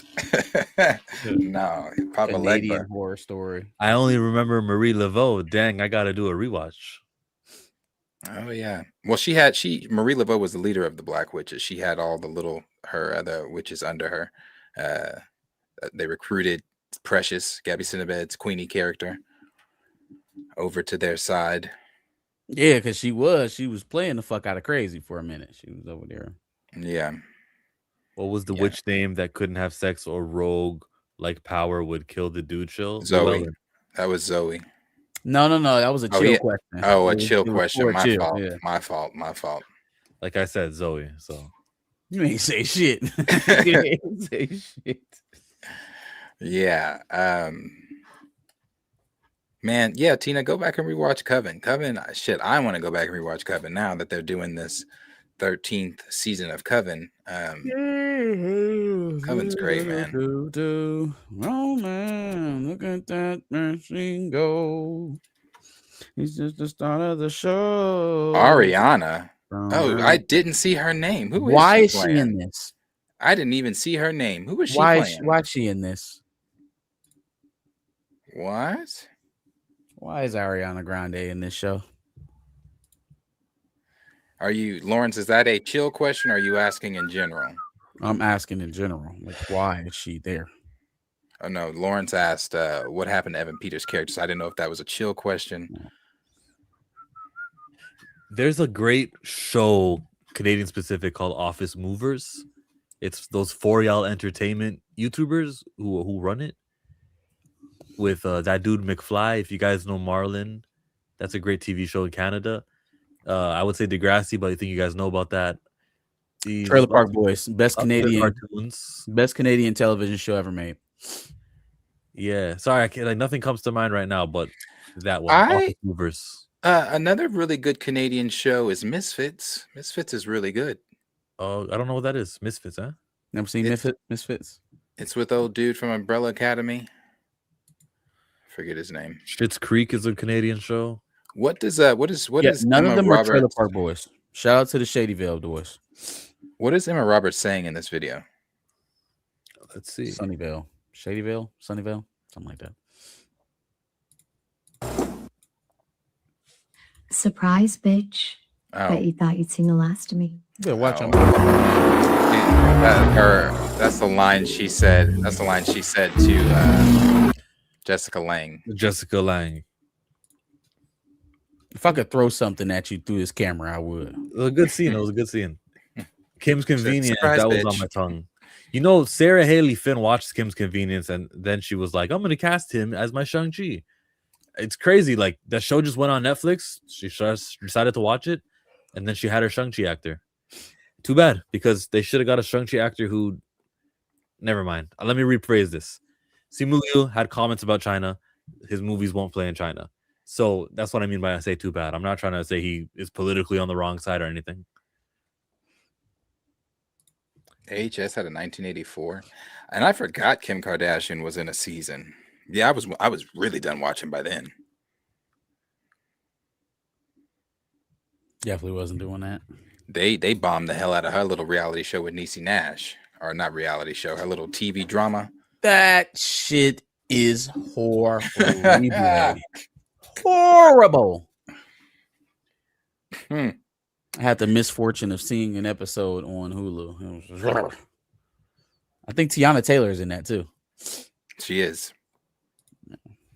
She is, because they was talking No, because Kim thanks. during an interview, Kim said she was going to invite Tiana and Nisi over for her soul food because she knows how to make sweet potatoes I don't and want to hear collard that shit. greens. I don't and have time for that. I don't have time. that's what she said. She said she knows how to make sweet potatoes, collard greens. She got You're not going she to got the same cookbook as Kamala Harris. Her and you're not Kamala gonna Harris go. got the You're not same gonna go to Sure, the I've seen the same Kardashians to Kamala Kim's Harris. house for some soul food. She got the same cookbook. They both wash greens in their bathtubs. I don't want none. Not the bad. I don't want none. I'm good. Wait a minute. I don't say they think they asked her something about what did they ask her something about washing? And then she said she hold on, let me no, she said she like who are you talking about? Kim Kim. or Kamala? No, Kamala offered that shit up. Yeah, I cleaned them in the bathtub. Ugh. Ew. Fuck. That's what you get for playing black. What's wrong with you? Why are you saying shit like that? Oh, it's kind of it's funny when they be playing like that because it's just like You could just Candace. shut up. You know, you could just shut up and not say anything. But here you go. You gotta put on your show. It's like Candace on Breakfast Club. God is good. Amen. Amen.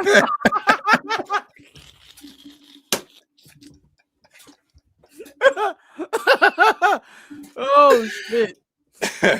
Oh my god. Good. Amen. You sure, Lawrence?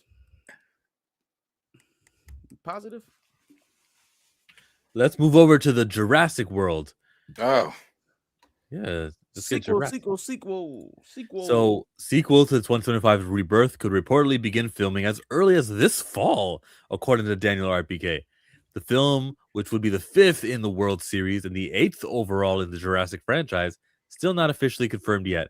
Producer Frank Marshall, is that Kennedy's husband? I don't know. Reportedly teased during Rebirth promotional rounds that the door is open, though for more. It was first reported on back in November. At the time, it was said the studio is targeting a June 2028 release and would bring back director Gareth Edwards along with the core trio Scarlett, Zora, and Jonathan Bailey as Dr. Henley Loomis, Mahershala Ali as Duncan Cade. In February, a fan site found multiple domain names had been acquired, hinting at a potential title, Jurassic World Liberation. I don't care what they call it. So what do we think about it? Like, it could be starting to film this year. I think if it is anything like what we just watched, you can keep whatever ideas you have. Don't be hating. Don't hate on Jurassic Man, Park, that okay? shit was awful. Frank of all, it made too much money not to make a sequel. Man. Now you want to talk about undeniable love for a franchise. There it is. That's what it looks like right there. Okay. Awful. Because I mean, it wasn't that great of a movie, and it still made a shit ton at the box office, and they're running up another sequel. So I think this is a very healthy brand in a landscape of dying IPs and floundering studios. Jurassic Park is a stalwart, and I think as long as you slap that logo onto a film right now, you're guaranteeing yourself at least $700 million. So yeah. I think they need to go. I don't know what they need to do, honestly. I don't know how many parks are going to keep making these dinosaurs. Yeah, I don't even really understand why the story is different. Like, what's different about the Liberation? Jurassic Park Liberation sounds like you're going to free the dinosaurs. Didn't we just do that? Yeah, we did that. Last we year did that. So I'm gonna just be like, again? They out again? They're always out. Always getting made on some newborn island or whatever. Isla Newborn or Isla East or Isla West. Y'all don't let somebody back to that theme park so they can make more dinosaurs. I don't have a problem with them continuing the Jurassic Park movies. I would continue to watch because I love dinosaurs. But really, that Chris Pratt's first one, good, liked it. That second one, okay, doing some weird shit. That third one, awful. Awful. That Dominion that brought everybody back, awful. Nah, free to the dinosaurs, free too. Los Cinco Muertes. And this last one was really bad. That little girl should have died. If they had balls, that little girl would have died. No one died. I don't Two think people died. I don't think kids die in Jurassic Park. Well, did that little girl survive the little compy attack at the first in Jurassic Park 2 when they cut from her mama screaming to what's his name yawning? We don't know that little girl survived that compy attack. Compy's gonna fuck that little girl up. At least they didn't show the violence versus the child. This is the most turn your brain off franchise that there is. There's an audience for it. You go to the movies, the screen is big. Hey, a dinosaur will look really big. This just works. It's a no-brainer here. She did survive. So yes, we don't What kill is this? children. Is that the extended version? Because I do not remember them going into that detail. They got the director's cut. I don't remember them saying, "Hey, by the way, last scene, how'd that little girl do? Oh, she survived." Anyway, I don't remember that. But I like Jurassic Park, so it could, if they could just, hey, do some more than 2 people need to die. These are dinosaurs. 2 people died. When that boy was pissing and the flying raptors came, they should have killed him. No, you know where somebody really should have died is when they let all them dinosaurs loose in that park, and everybody was in the Bryce Dallas Howard and Chris. Oh, Chris yes, Pratt that one. And everybody was just unscathed. It's buildings and shit falling over. You got raptors running up and through. You got Brontosaurus coming down the aisle. Like nobody got squashed. They come down the aisle. Not down the aisle, but down, the walkway into the damn park. Like nobody is the only death was that damn nanny. The damn nanny that got taken underwater, flown up in the air, then ultimately died at the hand of the mythosaur. Yeah. Her. She was the only death out of thousands of people at that park. Oh, and the creator, he died in the helicopter. That's it. Yes, it is, and we need to stop that franchise. We need to start a petition right now to end the Furious. Hashtag end the Furious. It is no longer fast. John Hammond said she survived, so I think I know what scene you're talking about. Then when he goes to John's house and the kids come up and they're like, "What's his name? What's his name? What's the collector's Alan? brother's name?" Yeah, Alan. No, Alan is Dr. Grant. Who are you talking about? The collector's brother on the Thor. What's his name? What's the collector's brother's name? Benicio del Toro. Oh, the collector's brother. I'm trying to. Ian Malcolm. Jurassic Yeah, Park. Ian I was Malcolm. like, what the hell? Well, no, I'm talking Jurassic Park. Yeah, Ian Malcolm. He plays. Well, no, when you said the collector's brother, though, so the collector you was talking about. Yeah, Marvel. Goldblum. Yeah. Yes, Jeff Goldblum. Jeff Goldblum. Yeah. Have mercy. Yes. Yeah, Ian Malcolm. When he's talking to Ian Malcolm at the house. Oh, okay. I guess I wasn't paying attention. Damn, they made sure they said that little girl survived then, huh? Maybe so that it could be rated PG, they had to make that clear. Yeah, we not killing children in Jurassic Park. It's not gonna happen, Darius. No matter how much you want to see a kid get murked, they not gonna let the dinosaurs eat a child. Well, they should, because that in the third one, he shouldn't have survived as long as he survived either. Out there, months with dinosaurs, he should have died. Hey, he taught himself how to hide himself. He didn't got a jar full of Tyrannosaurus Rex piss. How in the hell? They was just doing shit back then. His dad died, and he was just out here surviving. He had a shelter. Oh man, not his real dad, and knew how to get rid of raptors, bruh. Yeah, no, he was let's say he was an advanced survivalist. Yeah, he was. Dinos can have a quick snack, not on the children. Wishing Jurassic was the Walking Dead pilot. Everybody died. I just want a scene of raptors really just. I mean, I guess you get that kind of in Jurassic Park 2 when they're walking through the high grass and the raptors are picking them all off one by one. But I want to see the shit. Ooh, what if the dinosaurs get smart enough to create an army? What if they're like, oh no, this was once our world and now we want it back? Where they go talking to each other, or are we talking Ain't that like how the Caesar? raptors talk? That means We're gonna clip that one. We're gonna No. say Marcus just was explaining what he thought of Sydney Sweeney. Don't show it. They had 8 deaths, not including the doctor. Who had 8 deaths? Which one? Not this newest one.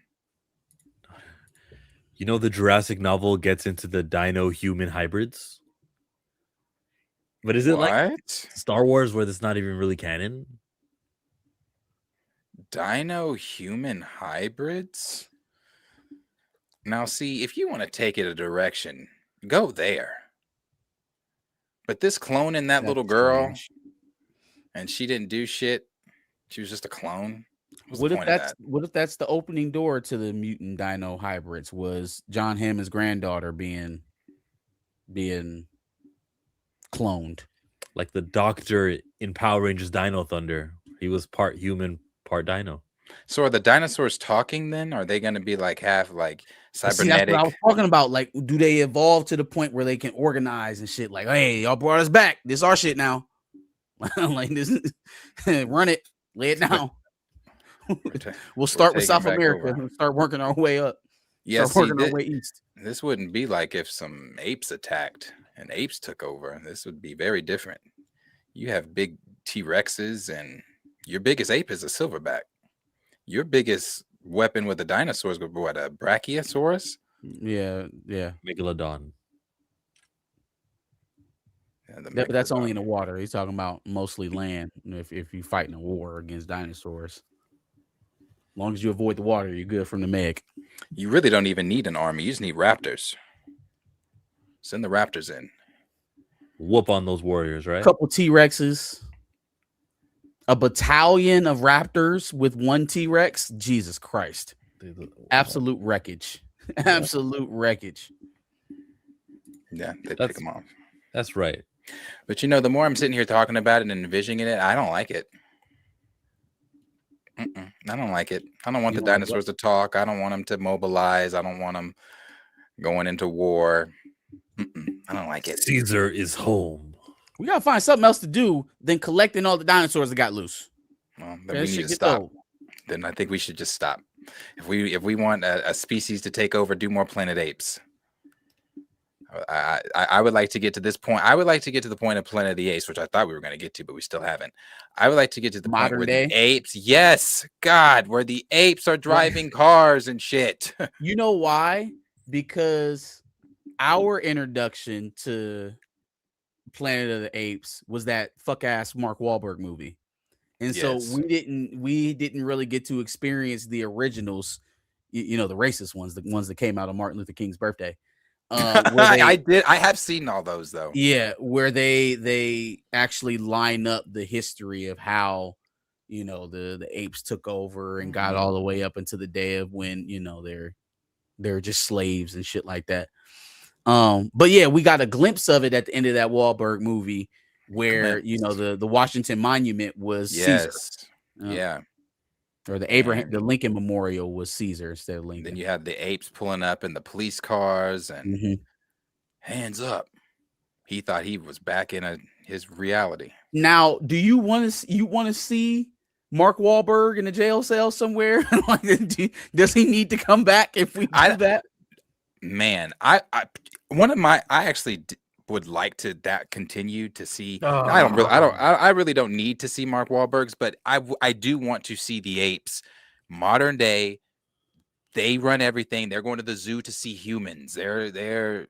They're going to the pet store to get humans. I want that shit. Darius wants to see us completely colonized. He wants to see us completely colonized. I just feel like we should have been there by now. We've already done the damn hand off me, damn dirty ape, and no, that's the old one where he was looking up at the Statue of Liberty destroyed.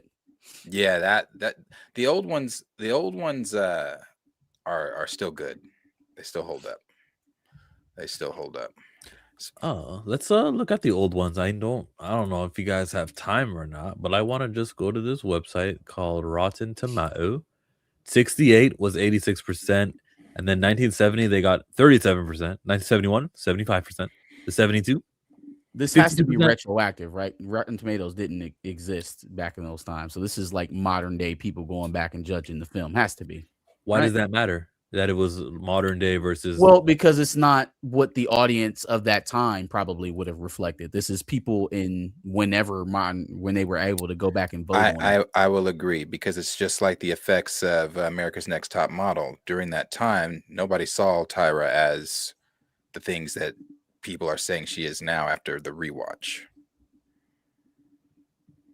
But for some reason, the people of today could say that the first movie was good and the third movie. Oh, they could. Yeah, absolutely. Right. No. That's an honest reaction. It's just it doesn't tell the complete story when you talk about movies that were made in the 60s when there wasn't. I accept that, but it's okay. Fine. Within the context, let's do that. Everybody, these numbers were from a website that didn't exist when the movie was out. Still worth something though. That's relevant. Yeah, it's definitely relevant. 42% Planet of the Apes 2001, and then recently these movies did well. 82, 91, 94, 80 according to Rotten Tomatoes. So yeah. But like Rotten Tomatoes recently, today, the studios like try to get good scores because they think this website means something. So maybe they buttered up a critic here and there. So these are inflated numbers. I haven't heard shit about a sequel to Kingdom of the Planet of the Apes. Well, I mean, Kingdom is like the fourth Planet of the Apes movie itself. Like Kingdom itself is like the fourth installment to that series. So like we need a fifth. Well, again, what are we doing? Are we done? When do they take over? Damn it! Shit. You said they still fighting humans. We fought the good fight. Damn it, we fought the good fight, Darius. If we're done, I'm disappointed. That's not the conclusion I wanted. That's crazy. We done dropped atomic bombs. We done fought civil world wars, and we lost to the monkeys. Well, everybody got sick and died. A step back in the evolutionary train.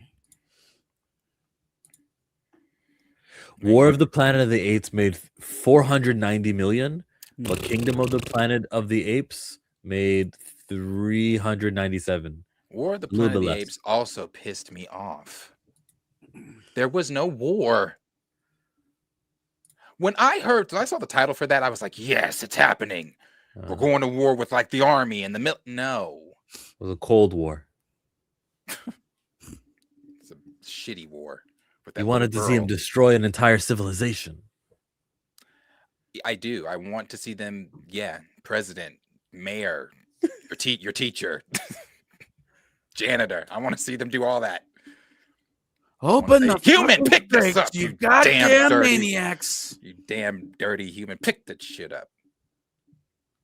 I'm sorry. He's always pissing on my carpet. Put the human in the crate. I want to see that stuff where the humans are stupid too. Would they be stupid or would they be talking? No, they were stupid in the, in the old ones. They were illiterate. They didn't speak. Yeah. So you'll have your one intelligent human that's like, hey, this is not what we are. We come from. We used to be Kangs.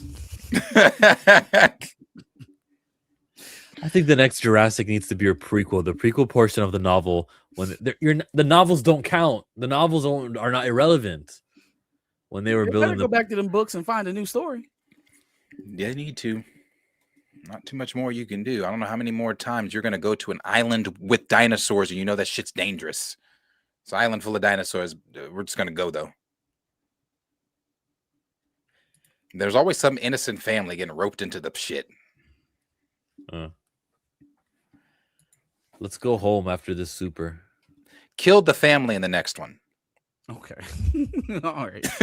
Do that and I might be satisfied. Somebody's got to die. Money, money, green, green, money's all I need. Money, money, green, green, money's all I need. Battery $2. Wonder Man was Better than Cross season 2, sadly. Man, get that shit off of here. Get that shit off of here. I can't even thank you for your money. I can't even thank you for your bread. Thank you, Battery. I'll thank you. Thank you, Battery. I will not approve that message. I mean, yeah, like what am I supposed to say to that one? I didn't watch Wonder Man, so I can't even. And I can still say you're wrong. You're wrong. Say, do you think it's? That was some rage bait if I ever see. Is he an Andor fan? Am I thinking of someone else? No. Battery, where do you stand on that? Yes. Yeah. Battery is an Andor fan. His opinions were supposed to go up there. I forgot. I agree with Rogue Comics. Whoever keeps greenlighting these terrible Jurassic Park flicks, they like money. Whoever keeps greenlighting them likes to count cash.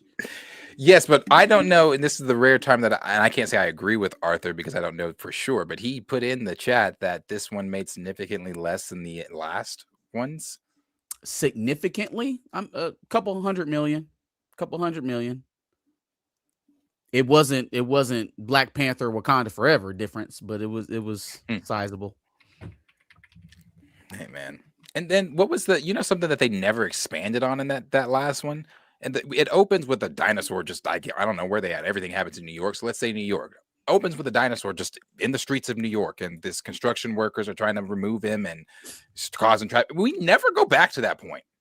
So the dinosaurs are living amongst the people, or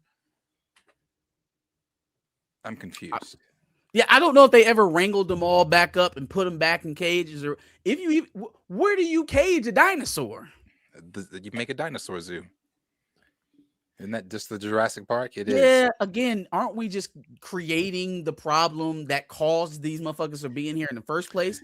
The problem was the dinosaur zoo. Then they broke out. Let me ask you this. And I was having a conversation with somebody about this the other day. If they were to do that shit in real life, would you go? No. I can't say I wouldn't. To a dinosaur zoo? I can't say I wouldn't. Nigga, dinosaurs? A real one? Darius. You wouldn't go see a real dinosaur. Every Jurassic Park movie ever made. And you wouldn't go willingly, willingly put yourself in the same area as a dinosaur. Okay. I'm going to go see a real dinosaur. Are you kidding me? Play goofy games. Get goofy prizes. Hey, man, if they say, you know what, we're letting the first 1,000 people in for free. No. Fuck no. Yes, just because it's an experience. It's like this is a once in a lifetime experience. Once in a lifetime. No, you mean I'm about to say right because the lifetime is over after you go.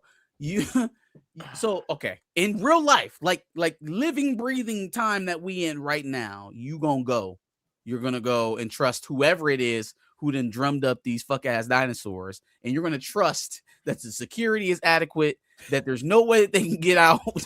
Yes. Okay. So then you would also go ahead and create Skynet because you don't learn no lessons. And you just want to play around. You want to go AI chatbot Skynet because you just think it's fun. You just want to try things. Man, the opportunity to see a dinosaur that's not in a museum. Come on. A dinosaur? It reminds me of that video where this happens. She said, "Where's the Z Coopers?"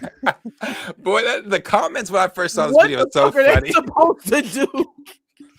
Yeah, they said, "What the fuck the zookeeper gonna do?" Hey, could you imagine being a zookeeper and she done ran you all the way over there for an emergency? And she's like, "Look, they're fighting." Well, shit, let me put on my cape and go in and help. Right? Yeah, we about to fight. Why did you bring me over here for this? Oh, that to interrupt the gorilla fight. Hey, we were just about to head out too, but here comes Steve with the gifting 5 memberships. I appreciate that. Yeah. Woohoo! Appreciate it, Steve. Five. $5. Remember How that does one? that work? When people gift memberships, does somebody claim them or do you hand them out? Yeah, in my chat right now, it'll say claim it or something like that, and the first 5 to do it will get it. Oh, that's cool. And then they can be green, and I I could. don't think I ever had anybody gift me membership, so I didn't know that. Is there something you have to set up? I feel like there's something you have to set up. I'm just so lazy. They copied it from Twitch. Yeah, you could do it, and I don't know. You can set the price and everything. You can have different tiers. Cool. Ask Henry. Henry will help you. I'm sure he would. Before we leave, I do want to show this last thing before we go. I know no one cares about this but me, and maybe a few in the people in the chat. Well, WrestleMania? Oh no.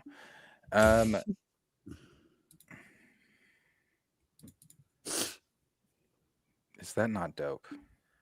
This is one of the newest Marvel Legend figures, and it's Frank and the Iron Punisher suit, huh? Damn, that's beautiful. My God. Yeah, I'll be getting that. I'd like, take my money. Take my fucking money. Yes. Iron Punisher. I'll be getting this. This is dope. So, like I said, no one cares about that but me. So, but that's okay. I'm a collector. Is Bernthal going to show up in some shit like that in the short presentation?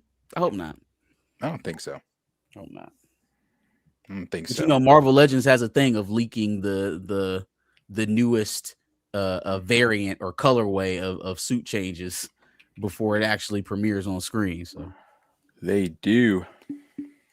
They do. You know, I hate the MCU figures, but I got Wesley's Blade just so I can never take him out of the box because that's going to be worth some shit, and I'll easily sell it. there's only one blade. There's only ever going to be one blade. Yeah. Yikes. I think that is it, though. Nothing else to 3 hours and 21 minutes. My God. Committed streamers.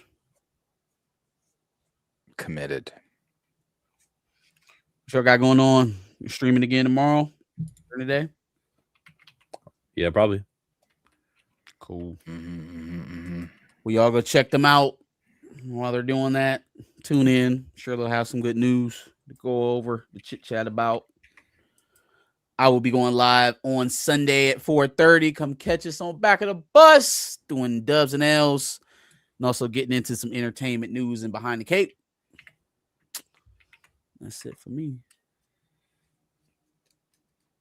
Yeah, we I think we were live every day this week, were we not? Yeah, we did. We're 4 for 4 right now. We're 4 for 4. Tomorrow is another day, and who knows what can happen, but we should be. Yes. So yeah, we'll be back. I appreciate all of you guys here this evening. Again, let's grow this. Keep getting more people in here. For the Pantheon, I gotta get something to drink. Oh shit, I don't have my phone. I can't order nothing to drink. Damn. Cue the Josh. Yeah, no drink for you. Cue the Josh. I didn't have my screen ready. Hold on. Yeah, I was gonna use the Sonic app, but I'm gonna do it. I'm gonna say it again. No drink for you. Cue the Josh. Hey, I've been watching y'all every single time on Thursday and Friday because I swear to God, y'all switch up every now and then. But rock out. I'm fucking with it.